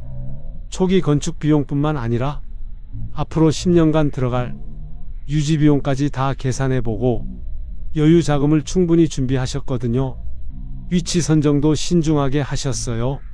너무 외진 곳이 아니라 도시에서 1시간 반 정도 거리에 있으면서도 기본 인프라가 갖춰진 곳을 선택하셨어요. 병원, 마트, 은행 같은 필수 시설까지 30분 이내에 갈 수 있는 곳이죠. 그리고 가장 중요한 건 지역 커뮤니티에 적극적으로 참여하셨다는 거예요. 이사 오자마자 동네 어르신들께 인사드리고 마을 행사에도 빠짐없이 참석하셨어요. 농사일도 이웃들께 배우면서 함께 하시고요. 한 선생님 부인분은 마을 부녀회 활동도 하시고 선생님은 이장님과 친하게 지내시면서 마을 발전에도 함께 참여하고 계세요. 그러다 보니 이웃들과의 관계도 좋고 외로움을 느끼지 않으신다고 해요. 건강관리도 체계적으로 하고 계세요. 가까운 보건소에서 정기검진을 받으시고 복용하시는 약은 미리 여유분을 준비해 두세요. 응급 상황에 대비해서 가까운 병원 연락처도 정리해 두시고요. 취미생활도 적극적으로 하고 계세요. 텃밭 가꾸기, 등산, 낚시 같은 시골에서 할 수 있는 활동들을 즐기시면서 서울에 있는 친구들도 정기적으로 초대해서 만나고 계세요. 이분들이 하신 말씀이 인상적이었어요. 전원생활은 로망만으로는 안 되고 철저한 준비와 현실적인 판단이 있어야 성공할 수 있다고 하시더라고요. 그리고 젊을 때 미리 경험해보고 나이 들어서도 계속 적응하려는 노력을 해야 한다고도 하셨어요. 실제로 성공적인 전원생활을 하시는 분들의 공통점을 보면 충분한 사전 준비, 현실적인 예산 계획, 적절한 위치 선정, 지역 사회와의 적극적인 소통, 그리고 지속적인 건강 관리를 하고 계신다는 거예요. 이런 조건들을 갖추실 수 있다면 전원 생활도 충분히 성공적일 수 있어요. 마지막 정리, 오늘의 하이라이트입니다. 현명한 판단을 위한 체크리스트를 말씀드리겠습니다. 전원주택을 고려하고 계신다면 다음 10가지를 꼭 점검해 보세요. 첫 번째, 경제적 여유가 충분한가요? 초기 비용의 30% 이상을 여유 자금으로 준비하셨나요? 그리고 매월 유지비가 현재보다 10만원에서 20만원 더 들어도 괜찮으신가요? 두 번째, 건강 상태는 어떠신가요? 정기적으로 병원에 다니셔야 하는 지병이 있으시다면 가까운 곳에 적절한 의료 시설이 있는지 확인해 보셨나요? 세 번째, 운전을 얼마나 더 할 수 있으신가요? 대중교통이 불편한 곳에서는 차가 없으면 생활이 어려워요. 앞으로 10년, 20년 더 운전할 수 있는지 생각해 보세요. 네 번째, 사회적 활동에 대한 계획이 있으신가요? 친구들과 어떻게 만날 건지, 새로운 취미나 활동은 무엇을 할 건지 구체적으로 계획해 보세요. 다섯 번째, 가족들의 동의를 얻으셨나요?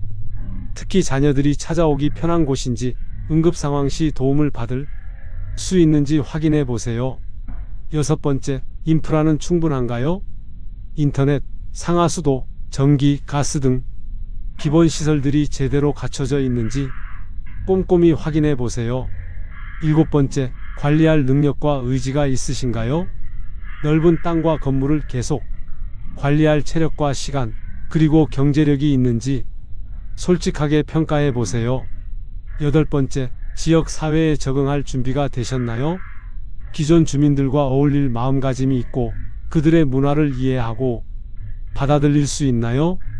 아홉 번째, 나중에 처분할 때를 생각해 보셨나요? 팔기 어렵고 손해를 볼 수도 있다는 걸 각오하고 계신가요? 마지막 열 번째, 충분한 체험을 해보셨나요? 최소 1년 정도는 주말마다 가보시거나 몇 달간 살아보시면서 실제로 어떤지 경험해 보세요. 이 10가지 중에서 하나라도 확신이 서지 않는다면 좀 더 신중하게 생각해 보시는 게 좋겠어요.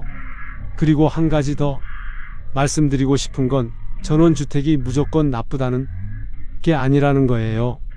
충분히 준비하고 현실적으로 접근하면 정말 만족스러운 노후 생활을 하실 수 있어요. 다만 로망만으로 성급하게 결정하시면 후회할 가능성이 크다는 거죠. 특히 경제적 손실이 클 수 있고 되돌리기도 어렵기 때문에 더욱 신중하셔야 해요. 실제로 성공적인 전원 생활을 하고 계신 분들은 모두 충분한 준비 과정을 거치셨어요. 그리고 지금도 계속 적응하고 노력하고 계시고요. 만약 정말 전원 생활을 원하신다면 우선 임대부터 시작해 보시는 것도 좋은 방법이에요. 1년 정도 살아보시고 나서 구매를 결정하시면 훨씬 현명한 선택을 하실 수 있을 거예요. 또는 도시에서 너무 멀지 않은 교외 지역이나 전원주택 단지 같은 곳을 고려해 보시는 것도 좋겠어요. 전원 생활의 장점은 누리면서도 도시의 편리함도 어느 정도 유지할 수 있거든요. 오늘 1시간 동안 전원주택 구매 전에 반드시 알아야 할 현실들에 대해 말씀드렸습니다. 경제적 부담, 교통과 접근성, 의료 접근성, 사회적 고립, 인프라 한계, 관리의 어려움, 재판매의 어려움, 그리고 성공 사례와 현명한 판단 체크리스트까지요. 특히 기억해 주셨으면 하는 것은 전원 생활은 충분한 준비와 현실적인 판단 없이는 성공하기 어렵다는 점입니다. 로망만으로는 부족하고 경제적 여유와 체력, 그리고 지역 사회에 적응할 의지가 모두 필요해요. 하지만 이런 조건들을 갖추신다면 정말 행복하고 건강한 노후 생활을 하실 수 있습니다. 다만 성급하게 결정하지 마시고 오늘 말씀드린 내용들을 참고하셔서 신중하게 판단하시길 바랍니다. 앞으로도 여러분의 현명한 선택에 도움이 되는 실용적인 정보들로 찾아뵙겠습니다. 구독과 좋아요로 응원해 주시고 궁금한 점이나 경험담이 있으시면 댓글로 나눠주세요. 감사합니다.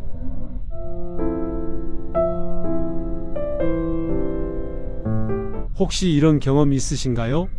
가까웠던 사람에게 깊은 상처를 받았는데 그 사람이 다시 다가와서 화해하자고 할 때 말이에요.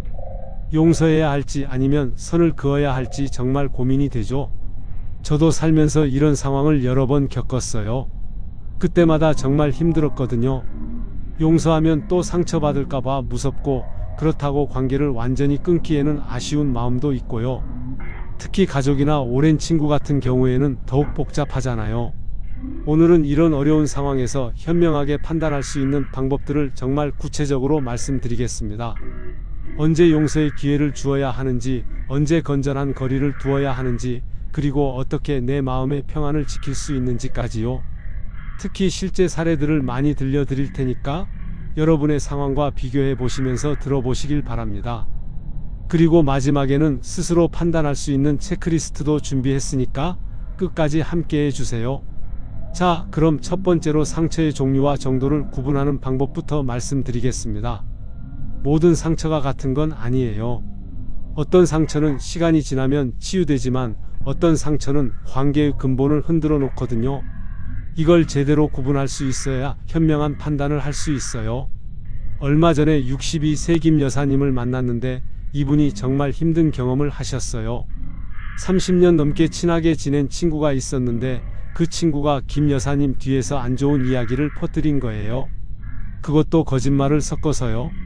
김 여사님은 다른 사람을 통해서 이 사실을 알게 되었는데 정말 충격이 크셨다고 해요.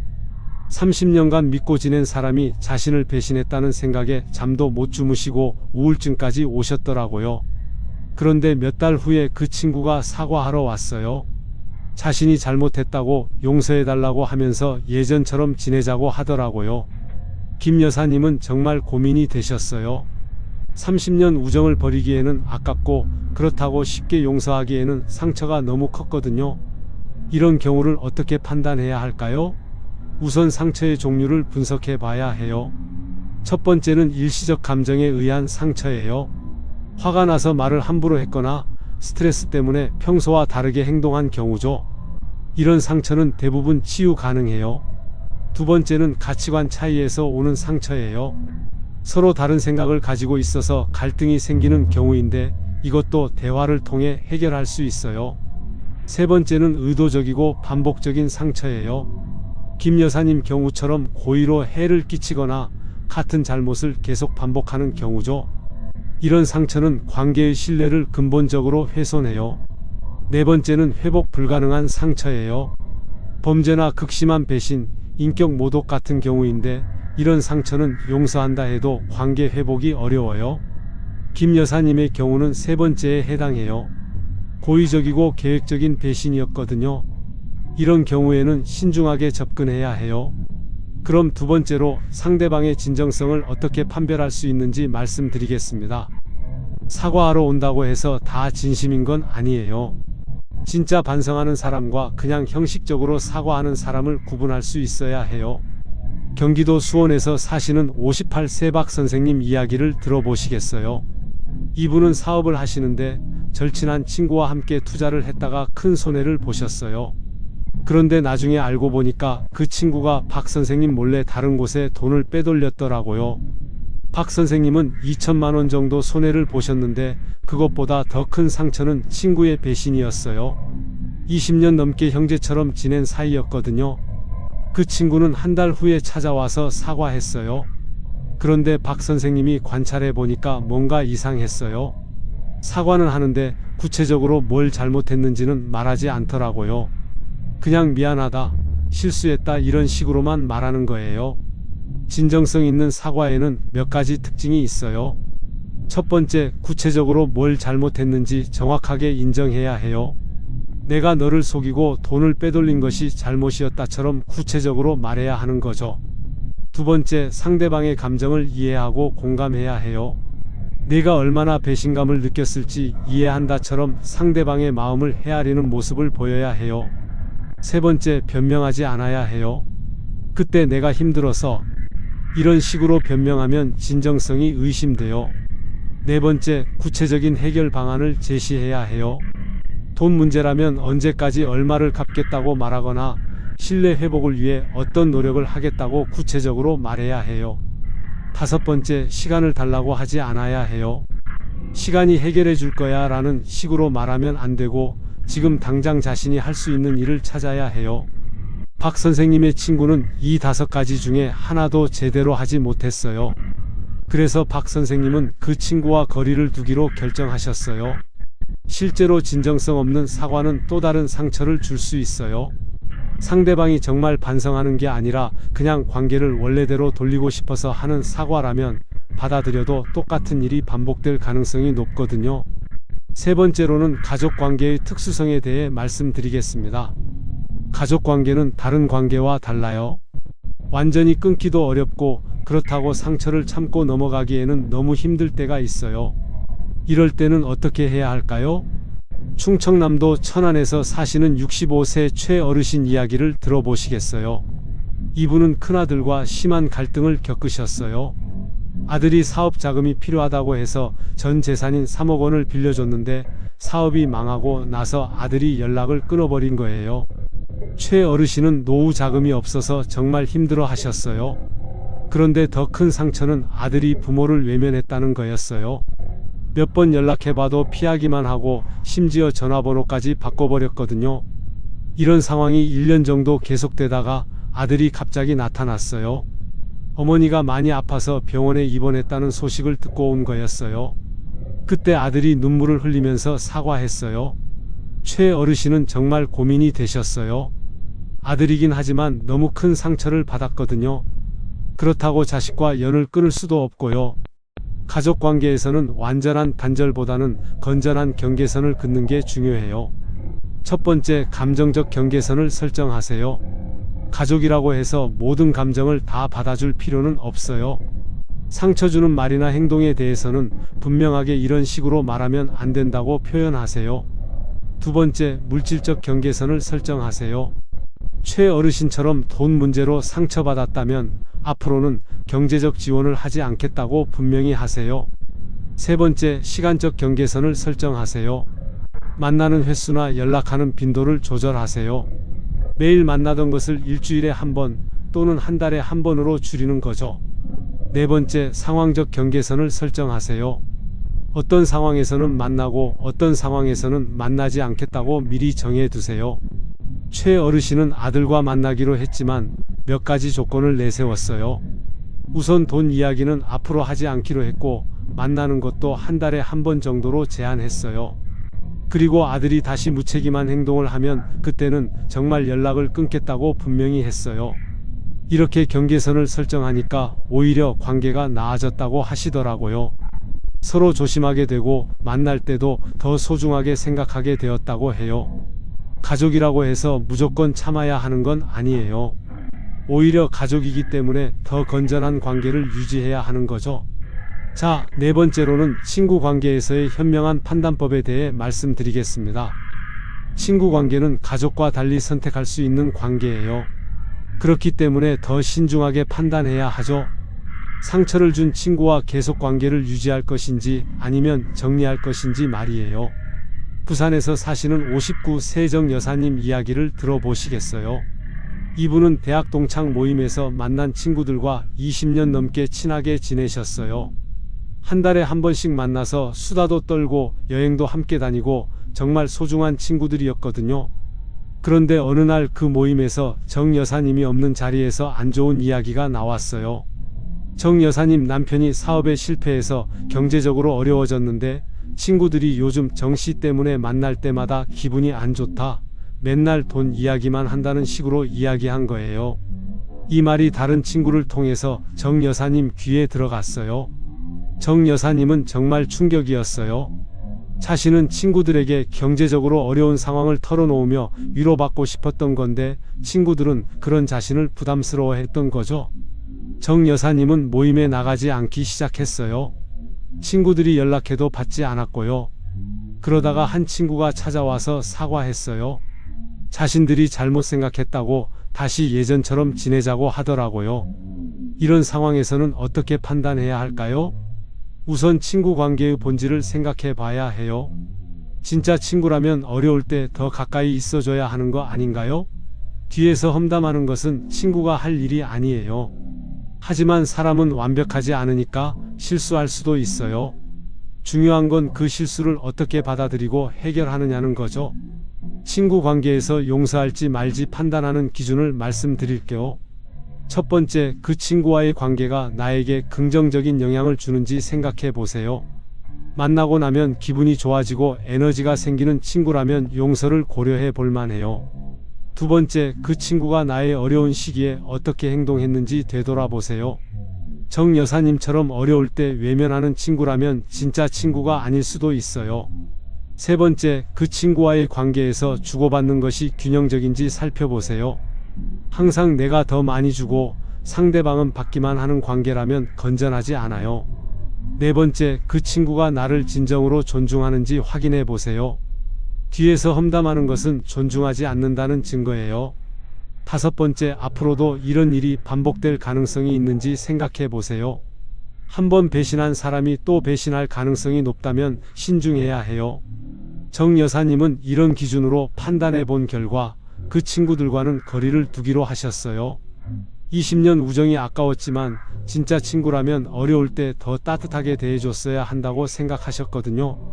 대신 정 여사님은 그 어려운 시기에 진짜로 도움을 주고 위로해준 다른 친구들과 더 가까워지셨어요. 양보다는 질이 중요하다는 걸 깨달으신 거죠. 친구 관계는 억지로 유지할 필요가 없어요. 서로에게 긍정적인 영향을 주는 건전한 관계만 유지하시면 돼요. 여기서 중요한 것은 지금까지 4가지 상황을 말씀드렸는데 모든 경우에 정답이 있는 건 아니라는 거예요. 상황과 관계의 성격에 따라 판단이 달라질 수 있어요. 다섯 번째로는 직장 내 갈등과 인간관계에 대해 말씀드리겠습니다.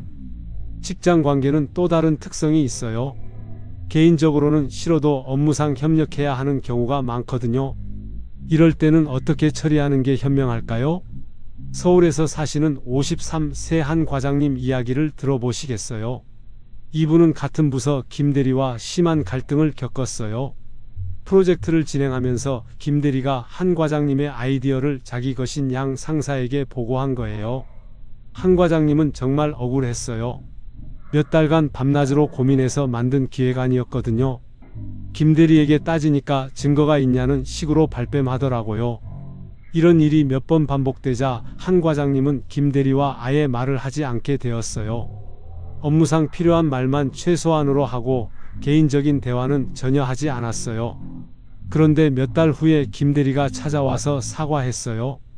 자신이 욕심이 과해서 잘못했다고 앞으로는 그런 일이 없을 거라고 하더라고요. 직장에서는 개인 감정과 업무를 분리해서 생각해야 해요. 첫 번째, 업무 효율성을 우선 고려하세요. 개인적인 감정 때문에 일이 제대로 안 되면 결국 본인에게도 손해예요. 두 번째, 최소한의 예의는 지키세요. 아무리 싫어도 직장 동료로서의 기본 예의는 유지해야 해요. 세 번째, 증거를 남기세요. 직장에서는 감정보다 사실이 중요해요. 중요한 업무는 이메일로 주고받거나 회의록을 작성해서 증거를 남겨두세요. 네 번째, 상사나 인사팀의 도움을 요청하세요. 혼자 해결하려고 하지 말고 필요하면 회사 시스템을 활용하세요. 다섯 번째, 장기적인 관점에서 생각하세요. 직장 생활은 마라톤이에요. 당장의 감정에 휘둘리지 말고 앞으로의 커리어를 생각해서 행동하세요. 한 과장님은 김 대리의 사과를 받아들이기로 했어요. 하지만 조건이 있었어요. 앞으로는 모든 업무를 문서로 주고받기로 하고 아이디어나 기획안은 반드시 이메일로 공유한 후에 진행하기로 한 거예요. 이렇게 하니까 업무는 원활하게 진행되면서도 한 과장님은 자신을 보호할 수 있었어요. 개인적으로는 여전히 김 대리를 신뢰하지 않지만 업무상으로는 문제없이 협력하고 있다고 하시더라고요. 직장에서는 완전한 용서보다는 현실적인 협력 관계를 만드는 게 더 중요할 수 있어요. 여섯 번째로는 반복되는 독성 패턴을 가진 사람들에 대해 말씀드리겠습니다. 어떤 사람들은 계속해서 같은 잘못을 반복해요. 사과는 하지만 행동은 바뀌지 않는 사람들 말이에요. 이런 사람들과는 어떻게 관계를 설정해야 할까요? 인천에서 사시는 60세 이 선생님 이야기를 들어보시겠어요? 이분에게는 고등학교 때부터 친했던 친구가 있었어요. 40년 넘게 친하게 지낸 사이였는데 그 친구에게는 문제가 있었어요. 약속을 잘 어기는 거예요. 만나기로 해놓고 갑자기 취소하거나 돈을 빌려가고 갚지 않거나 중요한 순간에 도움을 요청하면 핑계를 대고 피하는 거예요. 그때마다 그 친구는 정말 진심으로 사과했어요. 다음엔 꼭 지키겠다. 정말 미안하다고 말하면서 눈물까지 흘렸어요. 이 선생님도 오랜 우정을 생각해서 계속 용서해 주셨거든요. 하지만 똑같은 일이 계속 반복되었어요. 사과하고 또 똑같은 실수하고 사과하고 또 실수하고 이런 패턴이 10년 넘게 계속되었어요. 결국 이 선생님은 깨달으신 거예요. 그 친구는 정말 바뀔 의지가 없다는 걸 말이에요. 사과는 습관적으로 하지만 실제로는 자신의 행동을 바꿀 생각이 없는 거였어요. 독성 패턴을 가진 사람들의 특징을 말씀드리고, 첫 번째, 사과는 잘하지만 행동은 바뀌지 않아요. 말로는 반성한다고 하지만 실제로는 똑같은 실수를 계속 반복해요. 두 번째, 자신의 문제를 외부 탓으로 돌려요. 그때 상황이 어려워서 다른 사람 때문에 같은 식으로 변명을 해요. 세 번째, 상대방의 감정을 조작하려고 해요. 우리 사이가 이런 것 때문에 틀어져도 되나라며 죄책감을 유발하려고 해요. 네 번째, 진짜 책임을 지려고 하지 않아요. 구체적인 해결책을 제시하거나 실질적인 노력을 하지 않아요. 다섯 번째, 상대방이 화를 내면 오히려 자신이 피해자인 것처럼 행동해요. 이런 패턴을 가진 사람들과는 관계를 정리하는 게 본인을 위해서도 좋아요. 계속 상처만 받을 뿐이거든요. 이 선생님은 결국 그 친구와 연락을 끊으셨어요. 40년 우정이 아까웠지만 더 이상 상처받고 싶지 않으셨거든요. 처음에는 죄책감도 들고 아쉬웠지만 시간이 지나니까 오히려 마음이 편해지셨다고 해요. 변하지 않는 사람을 바꾸려고 노력하는 것보다는 내 자신을 보호하는 게 더 중요해요. 일곱 번째로는 건전한 경계선을 설정하는 구체적인 방법에 대해 말씀드리겠습니다. 경계선이라고 하면 뭔가 냉정하고 차가운 느낌이 들 수도 있어요. 하지만 건전한 경계선은 오히려 관계를 더 좋게 만들어 줄 수 있어요.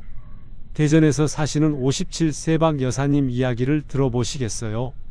이분에게는 시어머니와의 갈등이 있었어요. 시어머니가 자주 집에 와서 이것저것 간섭하시고 특히 육아나 살림에 대해 지적을 많이 하셨거든요. 박 여사님은 처음에는 참고 지냈어요. 시어머니니까 존경해야 한다고 생각하셨거든요. 하지만 점점 스트레스가 쌓이면서 남편과도 자주 다투게 되고 심지어 우울증 증세까지 나타났어요. 그러다가 어느 날 시어머니가 박 여사님이 없는 사이에 아이들에게 엄마가 요리를 못한다는 식으로 말씀하신 일이 있었어요. 아이들이 그 말을 박 여사님에게 전했는데 정말 상처가 컸어요. 박 여사님은 더 이상 참을 수 없다고 생각하셨어요. 하지만 시어머니와 완전히 관계를 끊을 수는 없으니까 건전한 경계선을 만들기로 하셨어요. 건전한 경계선 설정하는 방법을 단계별로 말씀드릴게요. 첫 번째 단계, 내 감정과 한계를 명확히 파악하세요. 어떤 행동이 나를 불편하게 하는지, 어디까지가 내가 받아들일 수 있는 선인지 정확히 알아야 해요. 박 여사님은 시어머니의 방문 횟수, 간섭의 정도, 말하는 방식 등을 구체적으로 분석해 보셨어요. 두 번째 단계, 경계선을 명확하게 표현하세요. 애매하게 말하면 상대방이 이해하지 못할 수 있어요. 앞으로는 방문하실 때 미리 연락해 주세요처럼 구체적으로 말하세요. 세 번째 단계, 일관성 있게 지키세요. 한 번은 받아들이고 한 번은 거부하면 경계선이 무의미해져요. 정한 것은 반드시 지켜야 해요. 네 번째 단계, 감정적으로 대응하지 마세요. 화내거나 공격적으로 말하면 갈등만 커져요. 차분하고 단호하게 표현하세요. 다섯 번째 단계, 대안을 제시하세요. 이건 안 돼요만 말하지 말고 대신 이렇게 하면 어떨까요? 라고 제안하세요. 박 여사님은 남편과 먼저 상의해서 동의를 구했어요. 그리고 시어머니께 정중하지만 분명하게 말씀드렸어요. 어머니, 저도 어머니를 존경하고 도움을 받고 싶어요. 하지만 갑자기 오시면 준비가 안 되어 있어서 제대로 모시지 못하게 돼요. 앞으로는 미리 연락해 주시면 좋겠어요.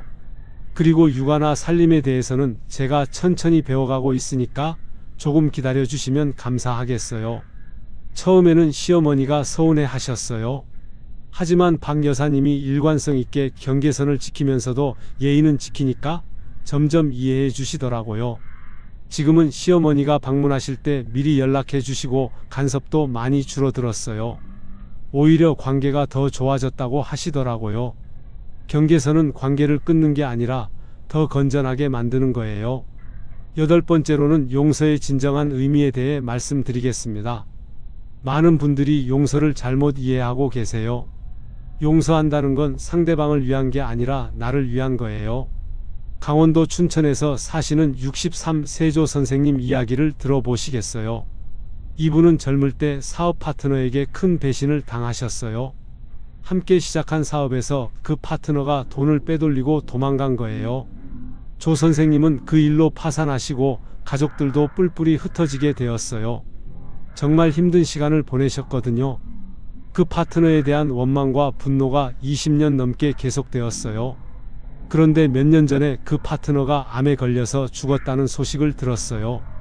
조 선생님은 처음에는 잘 죽었다고 생각하셨는데 시간이 지나니까 이상한 기분이 드시더라고요. 그 사람에 대한 분노와 원망이 사라지지 않으니까 오히려 본인이 계속 고통받고 있다는 걸 깨달으신 거예요. 그 사람은 이미 세상에 없는데 조 선생님만 계속 과거에 얽매여 있는 거였어요. 그때 조 선생님이 깨달으신 게 용서는 상대방을 위한 게 아니라 자신을 위한 거라는 거였어요. 용서의 진정한 의미를 말씀드릴게요. 첫 번째, 용서는 상대방의 잘못을 없었던 일로 만드는 게 아니에요. 잘못은 잘못이에요. 다만 그 잘못에 대한 분노와 원망을 내려놓는 거예요. 두 번째, 용서는 상대방과 다시 관계를 시작한다는 뜻이 아니에요. 용서하되 거리를 둘 수도 있어요. 세 번째, 용서는 내 마음의 평안을 위한 거예요. 계속 분노하고 원망하면 결국 내가 손해예요. 네 번째, 용서는 과정이에요. 하루아침에 되는 게 아니라 시간이 걸려요. 다섯 번째, 용서는 강요될 수 없어요. 다른 사람이 용서해라고 강요할 수 있는 게 아니에요. 조 선생님은 그 파트너를 용서하기로 하셨어요. 하지만 그것이 그 사람의 잘못을 정당화하는 건 아니었어요.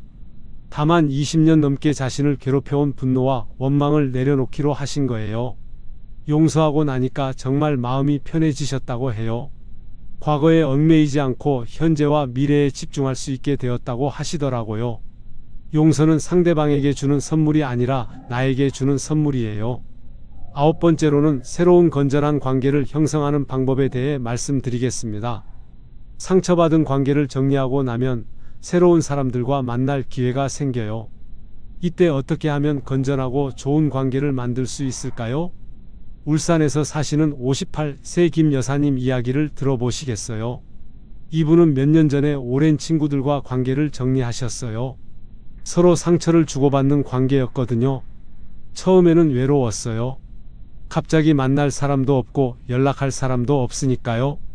하지만 김 여사님은 이 기회에 새로운 사람들과 건전한 관계를 만들어 보기로 하셨어요. 우선 지역 문화센터에서 하는 서예 수업을 등록하셨어요. 거기서 비슷한 나이대의 분들을 만나게 되었는데 예전 친구들과는 다른 느낌이었어요. 새로운 관계를 만들 때 주의할 점들을 말씀드릴게요. 첫 번째, 과거의 상처를 새로운 사람에게 투영하지 마세요. 또 나를 배신하겠지라는 생각으로 시작하면 좋은 관계를 만들기 어려워요. 두 번째, 처음부터 너무 깊은 이야기를 하지 마세요. 관계는 천천히 쌓아가는 거예요. 처음 만난 사람에게 개인적인 고민을 털어놓으면 부담스러워 할 수 있어요. 세 번째, 상대방의 경계선을 존중하세요. 내가 친해지고 싶다고 해서 상대방도 같은 마음인 건 아니에요. 네 번째, 건전한 활동을 통해 만나세요. 취미 모임, 봉사활동, 학습 모임 같은 곳에서 만난 사람들이 더 건전한 관계를 만들 가능성이 높아요. 다섯 번째, 내가 먼저 좋은 친구가 되세요. 상대방에게서 받기만 하려고 하지 말고 내가 먼저 베풀고 도와주세요. 김 여사님은 서예 수업에서 만난 분들과 정말 좋은 관계를 만드셨어요. 서로 작품을 감상해주고 때로는 차도 마시고 가끔 전시회도 함께 가시고요. 예전 친구들과는 달리 서로 험담하지 않고 긍정적인 이야기를 많이 하신다고 해요. 만나고 나면 기분이 좋아지고 에너지가 생긴다고 하시더라고요. 좋은 관계는 찾아오는 게 아니라 만들어가는 거예요. 내가 어떤 친구가 되느냐에 따라 어떤 친구를 만나게 될지 결정돼요. 마지막 정리, 오늘의 하이라이트입니다. 상처받은 관계에서 현명하게 판단하는 체크리스트를 말씀드리겠습니다. 인간관계에서 상처받았을 때 다음 10가지를 꼭 점검해 보세요. 첫 번째, 상처의 종류와 정도는 어떤가요? 일시적 감정에 의한 실수인지 아니면 의도적이고 반복적인 행동인지 구분해 보세요. 두 번째, 상대방의 사과가 진정성이 있나요? 구체적으로 잘못을 인정하고 변명하지 않으며 해결 방안을 제시하는지 확인해 보세요. 세 번째, 이런 일이 처음인가요? 아니면 반복되는 패턴인가요? 같은 잘못을 계속 반복하는 사람이라면 신중하게 생각해 보세요. 네 번째, 그 사람과의 관계가 나에게 긍정적인 영향을 주나요? 만나고 나서 기분이 좋아지는지 아니면 스트레스를 받는지 생각해 보세요. 다섯 번째, 관계에서 주고받는 것이 균형적인가요? 항상 내가 더 많이 주고 있다면 건전하지 않은 관계일 수 있어요. 여섯 번째, 그 사람이 나를 진정으로 존중하나요? 뒤에서 험담하거나 무시하는 행동을 하지는 않는지 살펴보세요. 일곱 번째, 내 가족이나 다른 사람들에게도 좋은 영향을 주는 관계인가요? 그 사람 때문에 다른 관계에 문제가 생기지는 않는지 확인해 보세요. 여덟 번째, 용서했을 때와 거리를 두었을 때 중 어느 쪽이 내 마음의 평안에 도움이 될까요? 나를 위해 더 좋은 선택이 무엇인지 생각해 보세요. 아홉 번째, 시간이 지나도 마음의 상처가 치유될 것 같나요? 어떤 상처는 시간이 지나도 잊혀지지 않아요. 마지막 열 번째, 내가 이 관계에서 무엇을 배울 수 있나요? 어떤 경험이든 배움이 있어요. 그 배움을 통해 앞으로 더 현명한 선택을 할 수 있는지 생각해 보세요. 이 10가지 중에서 절반 이상이 부정적이라면 그 관계는 거리를 두는 게 좋을 수 있어요. 반대로 대부분이 긍정적이라면 용서를 고려해 볼 만해요. 하지만 가장 중요한 건 내 마음의 평안이에요. 다른 사람이 뭐라고 하든 내가 편안하고 행복할 수 있는 선택을 하시면 돼요. 그리고 한 가지 더 말씀드리고 싶은 건 용서와 거리두기 모두 용기가 필요한 일이라는 거예요. 용서하는 것도 용기고 관계를 정리하는 것도 용기예요. 어떤 선택을 하든 자신을 믿고 그 선택에 책임지는 자세가 중요해요. 완벽한 선택은 없어요. 다만 그 순간에 최선이라고 생각하는 선택을 하고 그 결과를 받아들이면 되는 거예요. 실제로 인간관계는 평생에 걸쳐 계속 변화해요. 지금 멀어진 사람과 나중에 다시 가까워질 수도 있고, 지금 가까운 사람과 나중에 멀어질 수도 있어요. 그것도 자연스러운 일이에요. 중요한 건 그 과정에서 나를 잃지 않는 거예요. 다른 사람을 위해 내 자존감을 포기하거나 내 행복을 희생할 필요는 없어요. 오늘 1시간 동안 상처받은 관계에서 언제 용서하고 언제 거리를 둘지에 대한 현명한 판단법을 말씀드렸습니다. 상처의 종류 구분부터 시작해서 진정성 있는 사과 판별법, 가족관계의 특수성, 친구관계에서의 선택, 직장 내 갈등 처리, 독성 패턴 인식, 건전한 경계선 설정, 용서의 진정한 의미, 새로운 관계 형성법, 그리고 현명한 판단을 위한 체크리스트까지 다뤄봤어요.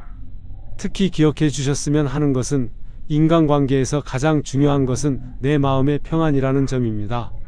상대방을 위해서가 아니라 나를 위해서 현명한 선택을 하시길 바라요. 그리고 완벽한 관계는 없다는 것도 받아들이셔야 해요. 서로 상처 주고 상처받으면서도 함께 성장해 나가는 게 인간관계의 본질이에요. 다만 그 상처가 치유 가능한 범위인지 아니면 관계 자체를 위험하게 하는 수준인지 잘 판단하셔야 해요. 앞으로도 여러분의 건전하고 행복한 인간관계에 도움이 되는 실용적인 정보들로 찾아뵙겠습니다. 구독과 좋아요로 응원해 주시고 여러분의 경험담이나 고민도 댓글로 나눠주세요. 서로의 지혜를 나누면서 함께 성장해 나갔으면 좋겠습니다. 감사합니다.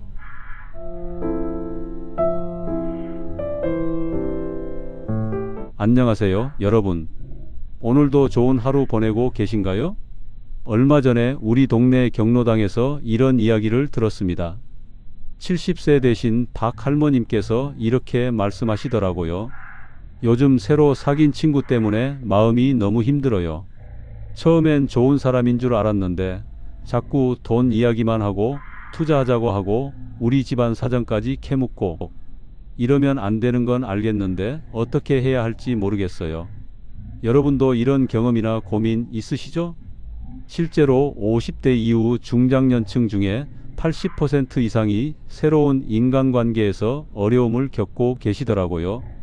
특히 나이가 들수록 사람을 잘못 만나면 그 피해가 젊을 때보다 훨씬 크다는 걸 모르시는 분들이 많아요.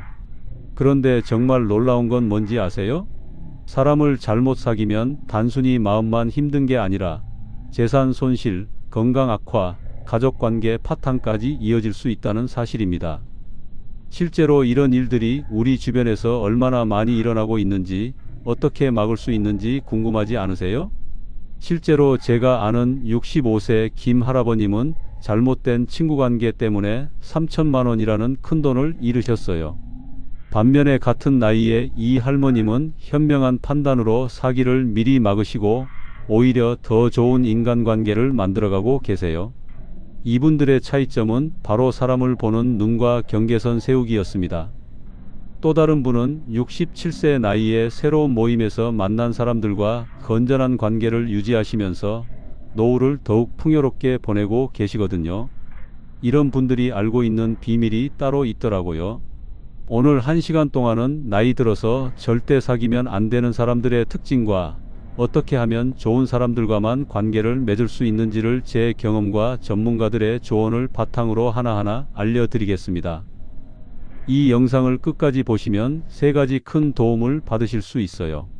첫 번째는 위험한 사람을 미리 알아보는 구체적인 방법들, 두 번째는 기존 관계에서 문제가 생겼을 때 대처하는 방법, 세 번째는 새로운 좋은 인연을 만드는 실전 노하우까지 말이에요.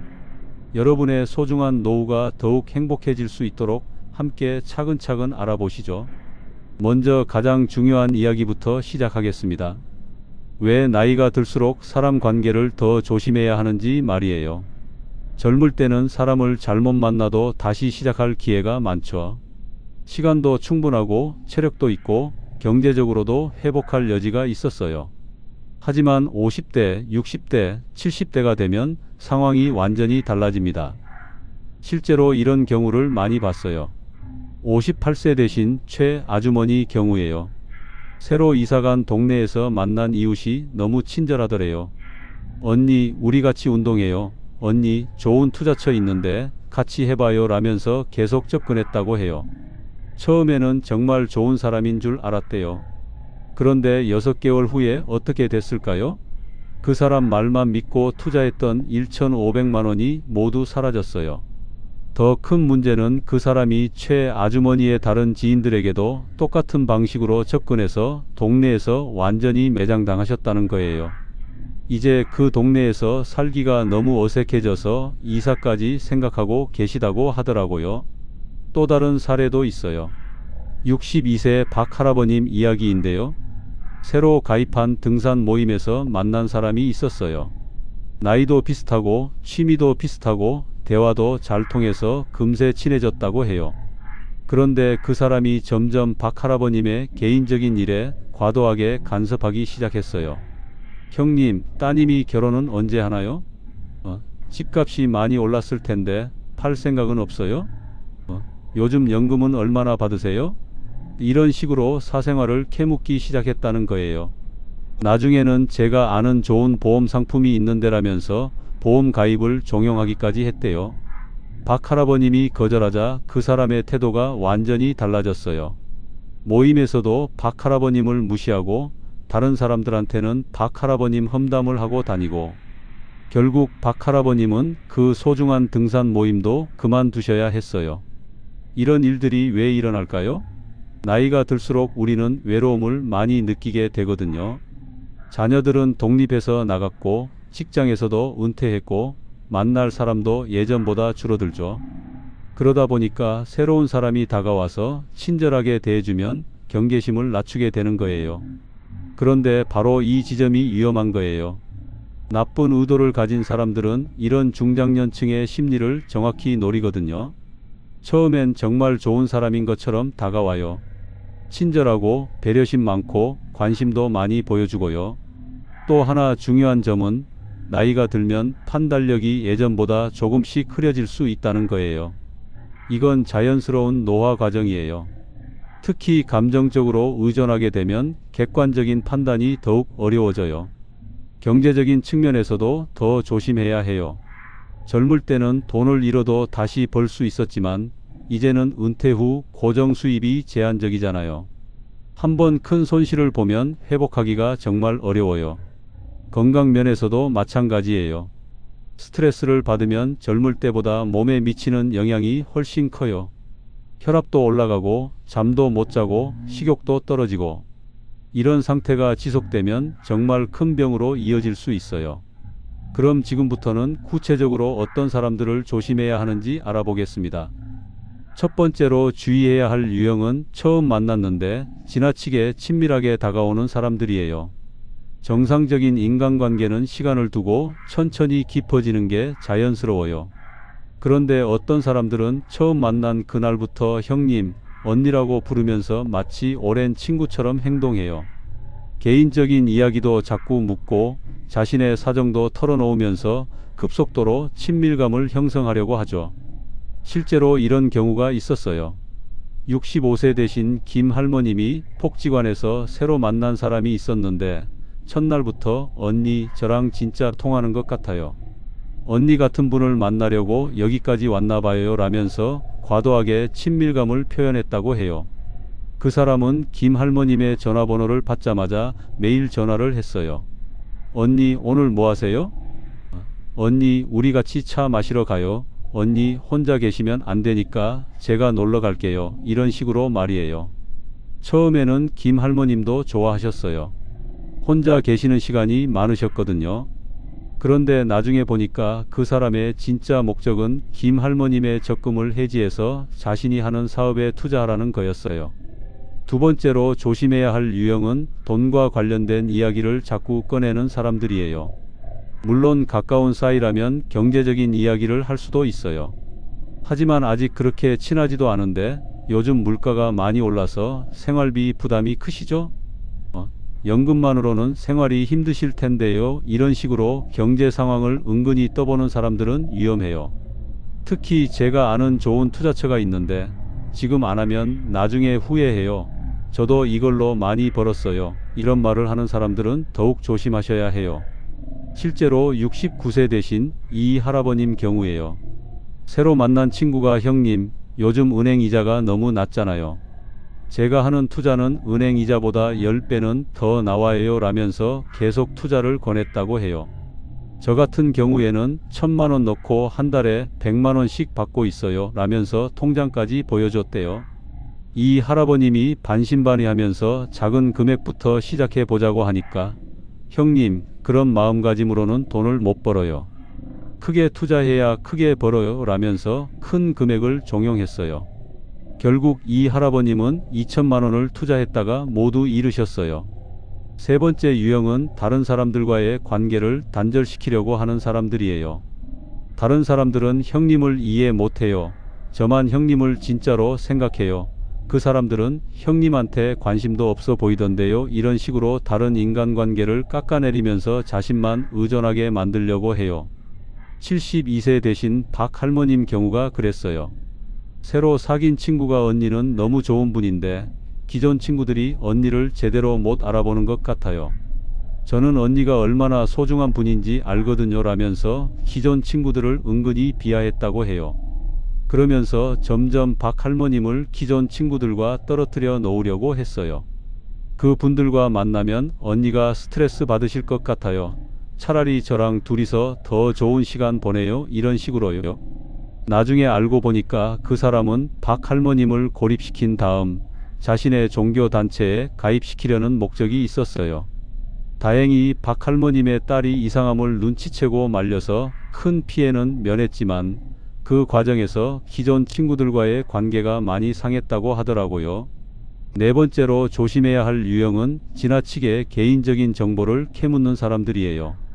가족관계, 재산 상황, 건강 상태, 주변 인물들에 대해서 마치 신문고하듯이 자세히 물어보는 사람들 말이에요. 아들은 뭐 하나요? 딸은 어디 살아요? 집은 전세예요? 자가예요? 보험은 어떤 걸로 들어놨어요? 이런 식으로 일상 대화를 넘어서 너무 구체적인 개인 정보를 알려고 하는 사람들은 위험해요. 특히 혹시 혼자 사세요? 평소에 집에 혼자 계시는 시간이 많아요? 이런 질문을 하는 사람들은 더욱 조심하셔야 해요. 이런 정보들이 나쁜 목적으로 사용될 수 있거든요. 다섯 번째는 항상 급하게 만들려고 하는 사람들이에요. 지금 결정하셔야 해요. 내일이면 늦어요. 이런 기회는 다시 없어요. 이런 식으로 충분히 생각할 시간을 주지 않고 서둘러 결정하게 만드는 사람들 말이에요. 좋은 관계는 서두르지 않아요. 시간을 두고 천천히 알아가고 상대방의 생각할 시간도 충분히 존중해 주거든요. 그런데 나쁜 의도를 가진 사람들은 상대방이 깊이 생각하면 자신의 의도가 들킬까 봐 항상 서두르려고 해요. 여기서 잠깐 이것만은 꼭 기억하세요. 좋은 사람과 나쁜 사람을 구별하는 가장 확실한 방법 중 하나는 바로 그 사람이 여러분에게 무엇을 원하는지 파악하는 거예요. 진정으로 좋은 사람은 여러분으로부터 뭔가를 얻으려고 하기보다는 여러분에게 도움이 되고 싶어 해요. 그럼 이제는 어떻게 하면 이런 위험한 사람들로부터 자신을 보호할 수 있는지 구체적인 방법들을 알려드리겠습니다. 첫 번째 방법은 관찰 기간을 충분히 갖는 거예요. 아무리 좋은 사람 같아도 최소 3개월에서 6개월은 지켜보세요. 사람의 진짜 모습은 시간이 지나야 드러나거든요. 특히 여러 번 만날 때마다 그 사람의 말과 행동이 일치하는지 지켜보세요. 처음에 했던 말과 나중에 하는 말이 다르지는 않은지, 약속을 잘 지키는지, 다른 사람들한테는 어떻게 행동하는지 관찰해 보시는 거예요. 실제로 제가 아는 68세 정 할아버님은 이 방법으로 사기를 피하셨어요. 새로 만난 사람이 투자를 권했는데 3개월 동안 지켜보니까 그 사람이 다른 사람들한테도 똑같은 방식으로 접근하고 있더래요. 그래서 미리 관계를 정리하셨다고 해요. 두 번째는 주변 사람들의 의견을 들어보는 거예요. 가족이나 오랜 친구들에게 새로 만난 사람에 대해 이야기해 보세요. 때로는 우리 자신보다 주변에서 더 객관적으로 볼 수 있거든요. 요즘 새로 사귄 친구가 있는데 이런 사람이야 라고 말해보세요. 주변에서 그 사람 좀 이상한데? 라고 한다면 한 번 더 생각해 볼 필요가 있어요. 세 번째는 개인정보를 함부로 알려주지 않는 거예요. 아무리 친해 보여도 재산 상황, 건강 상태, 가족 관계에 대한 자세한 정보는 쉽게 말하지 마세요. 특히 집에 혼자 있는 시간, 외출 패턴 같은 정보는 절대 알려주면 안 돼요. 네 번째는 돈과 관련된 제안은 무조건 거절하는 거예요. 한 번만 도와달라, 확실한 투자처다, 나중에 몇 배로 갚겠다 이런 말을 하는 사람이 있다면 아무리 친해도 단호하게 거절하세요. 이때 미안하다, 돈이 없다라고 핑계를 대지 마세요. 그러면 상대방이 계속 설득하려고 들어요. 나는 돈 거래는 하지 않는다고 분명하게 선을 그으세요. 다섯 번째는 혼자 결정하지 않는 거예요. 중요한 일이 생기면 반드시 가족이나 믿을 만한 친구와 상의하세요. 급하니까 혼자 결정해야 한다고 하는 사람들이 있는데 그럴수록 더욱 의심해 보셔야 해요. 실제로 이런 경우가 있었어요. 66세 되신 최 할머님이 새로 사귄 친구로부터 언니만 특별히 알려주는 건데 다른 사람들한테는 비밀이에요 라면서 투자 제안을 받았다고 해요. 그런데 최 할머님이 딸한테 물어보고 결정하겠다고 하니까 그 사람이 가족들은 이런 걸 이해 못해요. 언니가 직접 결정하세요 라고 말렸다는 거예요. 다행히 최 할머님이 딸에게 상의했더니 전형적인 사기 수법이라는 걸 알게 됐어요. 만약 혼자 결정했다면 큰 피해를 봤을 거예요. 여섯 번째는 직감을 믿는 거예요. 뭔가 이상하다, 마음이 불편하다는 느낌이 들면 그 감정을 무시하지 마세요. 나이가 들수록 이런 직감은 더욱 정확해져요. 오랜 인생 경험이 우리에게 경고 신호를 보내는 거거든요. 지금부터는 더 중요한 이야기입니다. 만약 이미 잘못된 사람과 관계를 맺어서 어려운 상황에 처했다면 어떻게 해야 할까요? 먼저 인정하세요. 내가 잘못 판단했다는 걸 인정하는 게 첫 번째 단계예요. 이때 자책하지 마세요. 나쁜 사람들은 정말 교묘하게 접근하거든요. 속았다고 해서 여러분이 바보가 아니에요.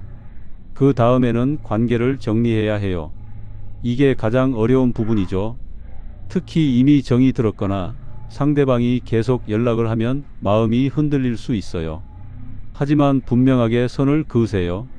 앞으로는 연락하지 말아달라, 더 이상 만나고 싶지 않다고 명확하게 의사를 표현하세요. 애매하게 말하면 상대방이 계속 기회를 엿보거든요. 만약 돈을 빌려줬다면 포기하는 것도 고려해 보세요. 물론 아까운 돈이지만 계속 관계를 유지하면서 더 큰 피해를 볼 수도 있어요. 때로는 돈보다 안전이 더 중요하거든요. 상대방이 계속 연락하거나 찾아온다면 주변 사람들에게 도움을 요청하세요.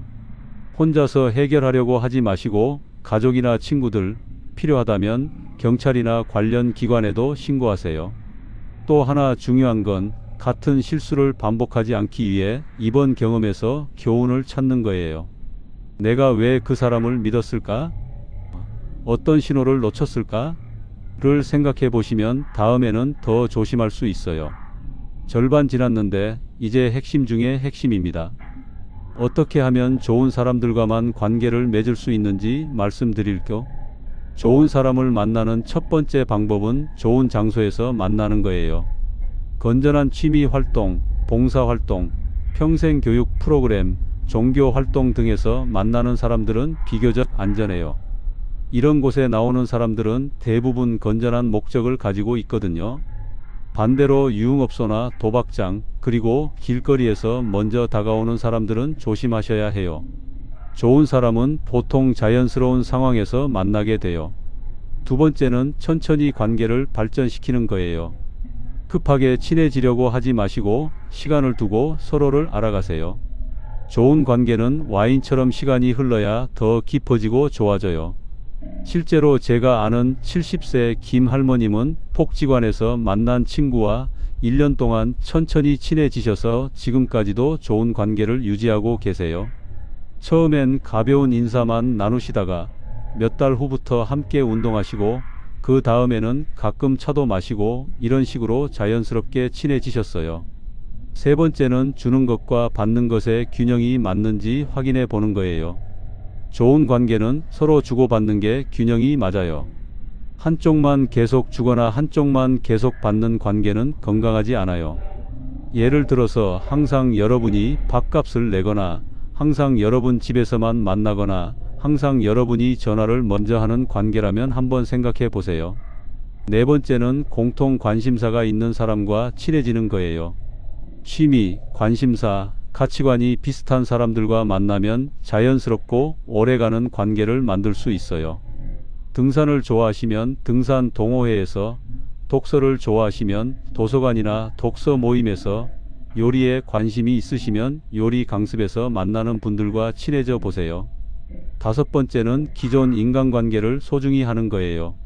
새로운 사람만 찾지 마시고 기존에 알고 지내던 좋은 사람들과의 관계도 잘 유지하세요. 오랜 친구, 이웃, 동창들은 여러분을 정말로 아끼는 사람들일 가능성이 높거든요. 또 기존 친구들을 통해서 새로운 좋은 사람들을 소개받을 수도 있어요. 믿을 만한 사람이 소개해 주는 사람은 비교적 안전하죠. 실제로 63세 되신 이 할아버님은 20년 지기 친구가 소개해 준 분과 친해져서 지금까지도 좋은 관계를 유지하고 계세요. 내 친구가 소개해 주는 사람이니까 나쁜 사람일 리는 없겠지라는 마음으로 시작했는데 정말 좋은 분이었다고 하더라고요. 여섯 번째는 자신만의 기준을 정해두는 거예요. 어떤 사람과는 친해지고 싶고 어떤 사람과는 거리를 두고 싶은지 나름의 기준이 있어야 해요. 예를 들어서 욕을 자주 하는 사람과는 친하게 지내지 않겠다. 남험담을 자주 하는 사람과는 거리를 두겠다. 약속을 자주 어기는 사람과는 깊게 사귀지 않겠다. 이런 식으로 말이에요. 이런 기준이 있으면 사람을 만날 때 더 객관적으로 판단할 수 있어요. 일곱 번째는 자신감을 갖는 거예요. 나이가 들었다고 해서 무조건 다른 사람에게 맞춰줄 필요는 없어요. 여러분도 충분히 가치 있는 사람이고 좋은 친구가 될 자격이 있어요. 자신감이 없으면 나쁜 사람들이 그걸 알아채고 이용하려고 해요. 반대로 자신감이 있으면 좋은 사람들이 더 편하게 다가올 수 있어요. 여기서 중요한 것은 혼자 있는 시간도 소중하게 여기시라는 거예요. 외롭다고 해서 아무나 만나려고 하면 위험해요. 혼자 있는 시간에 독서도 하고 산책도 하고 취미 생활도 즐기시면서 자신을 소중히 여기세요. 그러면 자연스럽게 여러분을 존중하는 좋은 사람들이 다가올 거예요. 이제 구체적으로 어떤 상황에서 어떻게 대처해야 하는지 실전 노하우를 알려드리겠습니다. 먼저 새로운 사람을 만났을 때 체크해야 할 포인트들이에요. 첫 만남에서 상대방이 어떤 질문을 하는지 잘 들어보세요. 여러분에 대해 관심을 갖는 질문인지 아니면 개인 정보를 캐내려는 질문인지 구별할 수 있어야 해요. 좋은 질문에 예, 어떤 취미 활동을 좋아하세요? 요즘 건강은 어떠세요? 가족분들은 잘 계세요? 나쁜 질문에 예, 집은 어디에 사세요?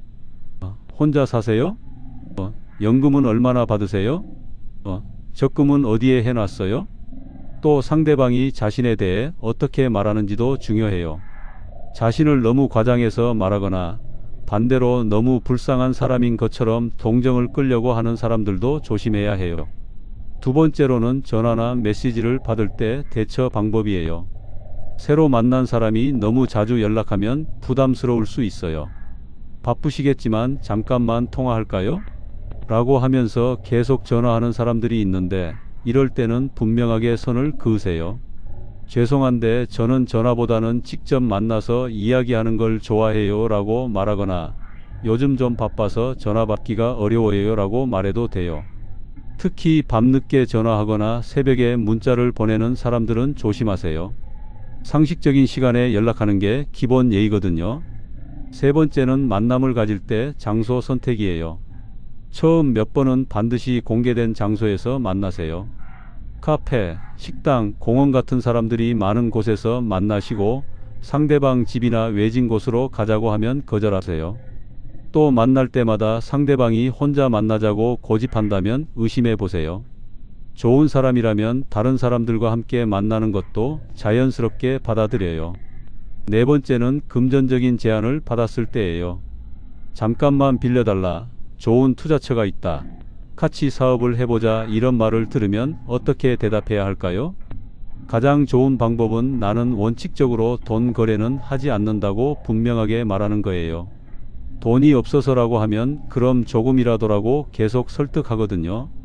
미안해서라고 하면 친구 사이에 뭘 그러냐고 하면서 계속 압박해요. 그래서 원칙적으로 하지 않는다고 말하는 게 가장 효과적이에요. 다섯 번째는 상대방이 다른 사람들 험담을 할 때예요. 저 사람은 원래 그래요. 그 사람 말 믿으면 안 돼요. 이런 식으로 다른 사람들 험담을 하는 사람들이 있어요. 이럴 때는 사람마다 다 다르니까요 라고 말하면서 화제를 돌리세요. 같이 험담에 동참하면 나중에 여러분 험담도 다른 사람한테 할 수 있거든요. 여섯 번째는 상대방이 여러분을 다른 사람들과 비교할 때예요. 다른 사람들과 달리 어르신은 정말 현명하세요. 어르신만 저를 이해해 주시네요. 이런 식으로 다른 사람들을 깎아내리면서 여러분을 특별하게 생각한다고 말하는 사람들 있죠. 이런 말을 들으면 기분이 좋을 수도 있지만 사실은 여러분을 다른 사람들과 분리시키려는 수법일 수 있어요. 그래서 이런 말을 들으면 다들 좋은 분들이에요 라고 대답하면서 거리를 두는 게 좋아요. 일곱 번째는 급하게 결정하라고 할 때예요. 지금 기회예요. 내일이면 늦어요. 다른 사람한테도 제안했는데 어르신이 먼저 말씀해 주셔서. 이런 식으로 서두르게 만드는 사람들이 있어요. 이럴 때는 절대 서두르지 마세요. 급한 일이라도 하루 이틀은 생각해 봐야겠어요 라고 말하세요. 진짜 좋은 기회라면 하루 이틀 기다려도 문제 없어요. 마지막 정리, 오늘의 하이라이트입니다. 오늘 1시간 동안 나이 들어서 사람을 잘못 사귀면 안 되는 이유와 좋은 사람들과 관계 맺는 방법에 대해 말씀드렸습니다. 특히 기억해 주셨으면 하는 것은 세 가지예요. 첫 번째, 나이가 들수록 사람 관계는 더욱 신중해야 한다는 거예요. 젊을 때와 달리 회복할 시간도 적고 피해도 더 클 수 있거든요. 외롭다고 해서 아무나 만나는 건 위험해요. 두 번째, 좋은 사람과 나쁜 사람을 구별하는 방법을 꼭 기억하세요. 처음부터 너무 친밀하게 다가오거나 돈 이야기를 자주 하거나 개인 정보를 캐묻거나 급하게 결정하라고 하는 사람들은 조심하셔야 해요. 세 번째, 혼자 있는 시간도 소중하게 여기시라는 거예요. 자신을 사랑하고 존중하는 사람에게 좋은 사람들이 자연스럽게 다가와요. 외로움 때문에 성급하게 사람을 만나려고 하지 마시고 천천히 좋은 인연을 만들어 가세요. 여러분의 남은 인생이 좋은 사람들과 함께하는 행복한 시간이 되기를 진심으로 바랍니다. 오늘 영상이 도움이 되셨다면 구독과 좋아요로 응원해 주시고 주변에 도움이 필요한 분들께도 꼭 공유해 주세요. 다음에도 여러분께 도움이 되는 유익한 내용으로 찾아뵙겠습니다. 오늘도 건강하고 행복한 하루 보내세요. 감사합니다.